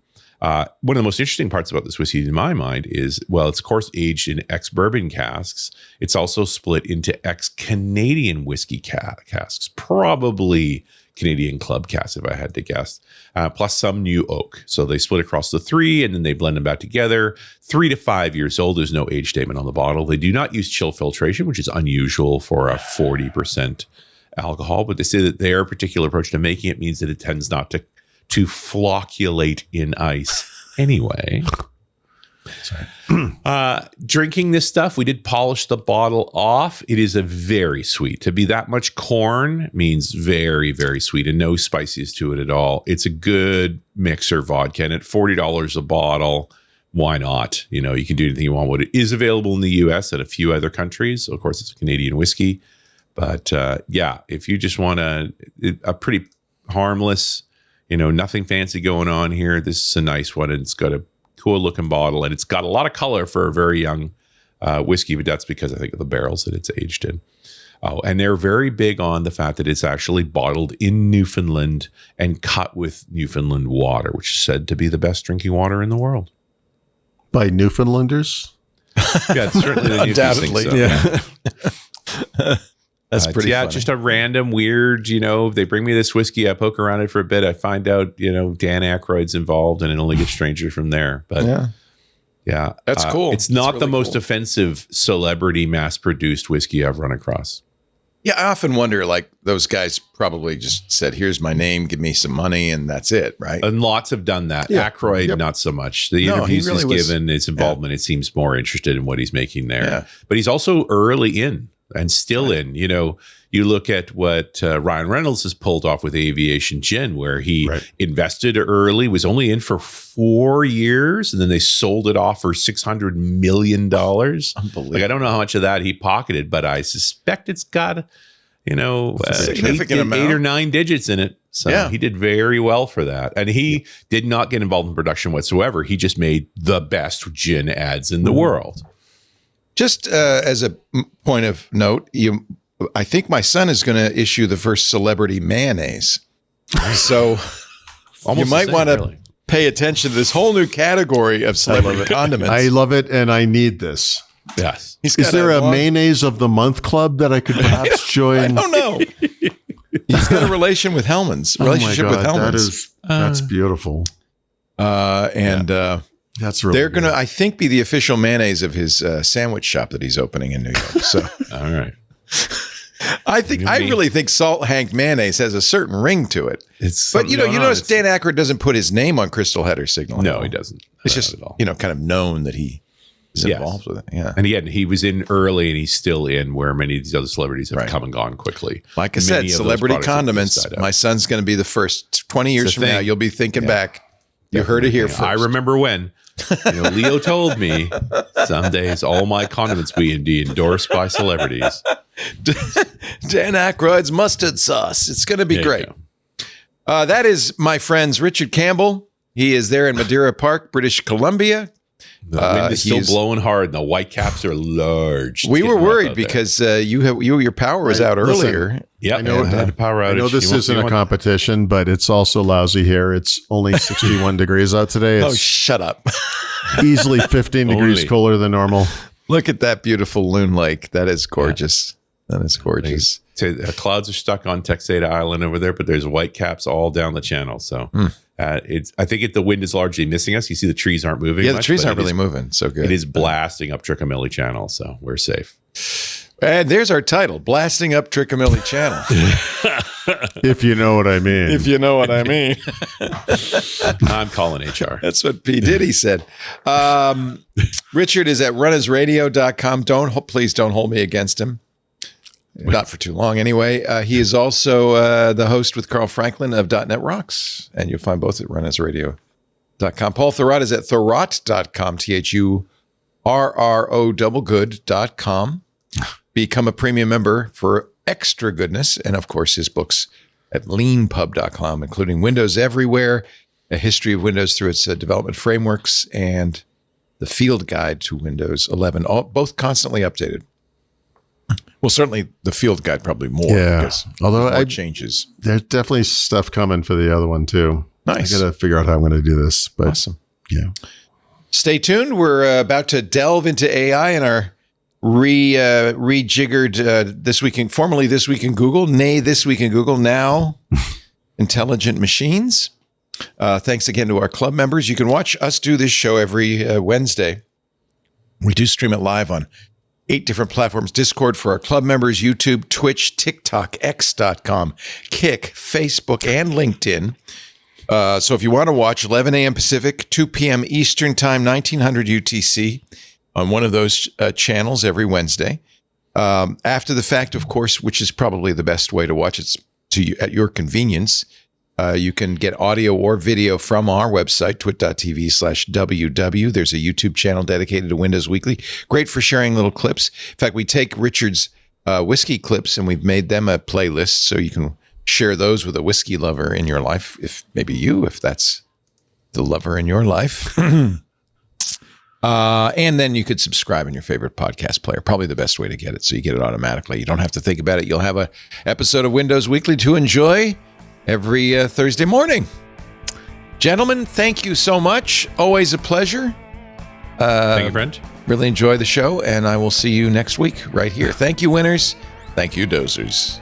We'll see you next time on Windows Weekly.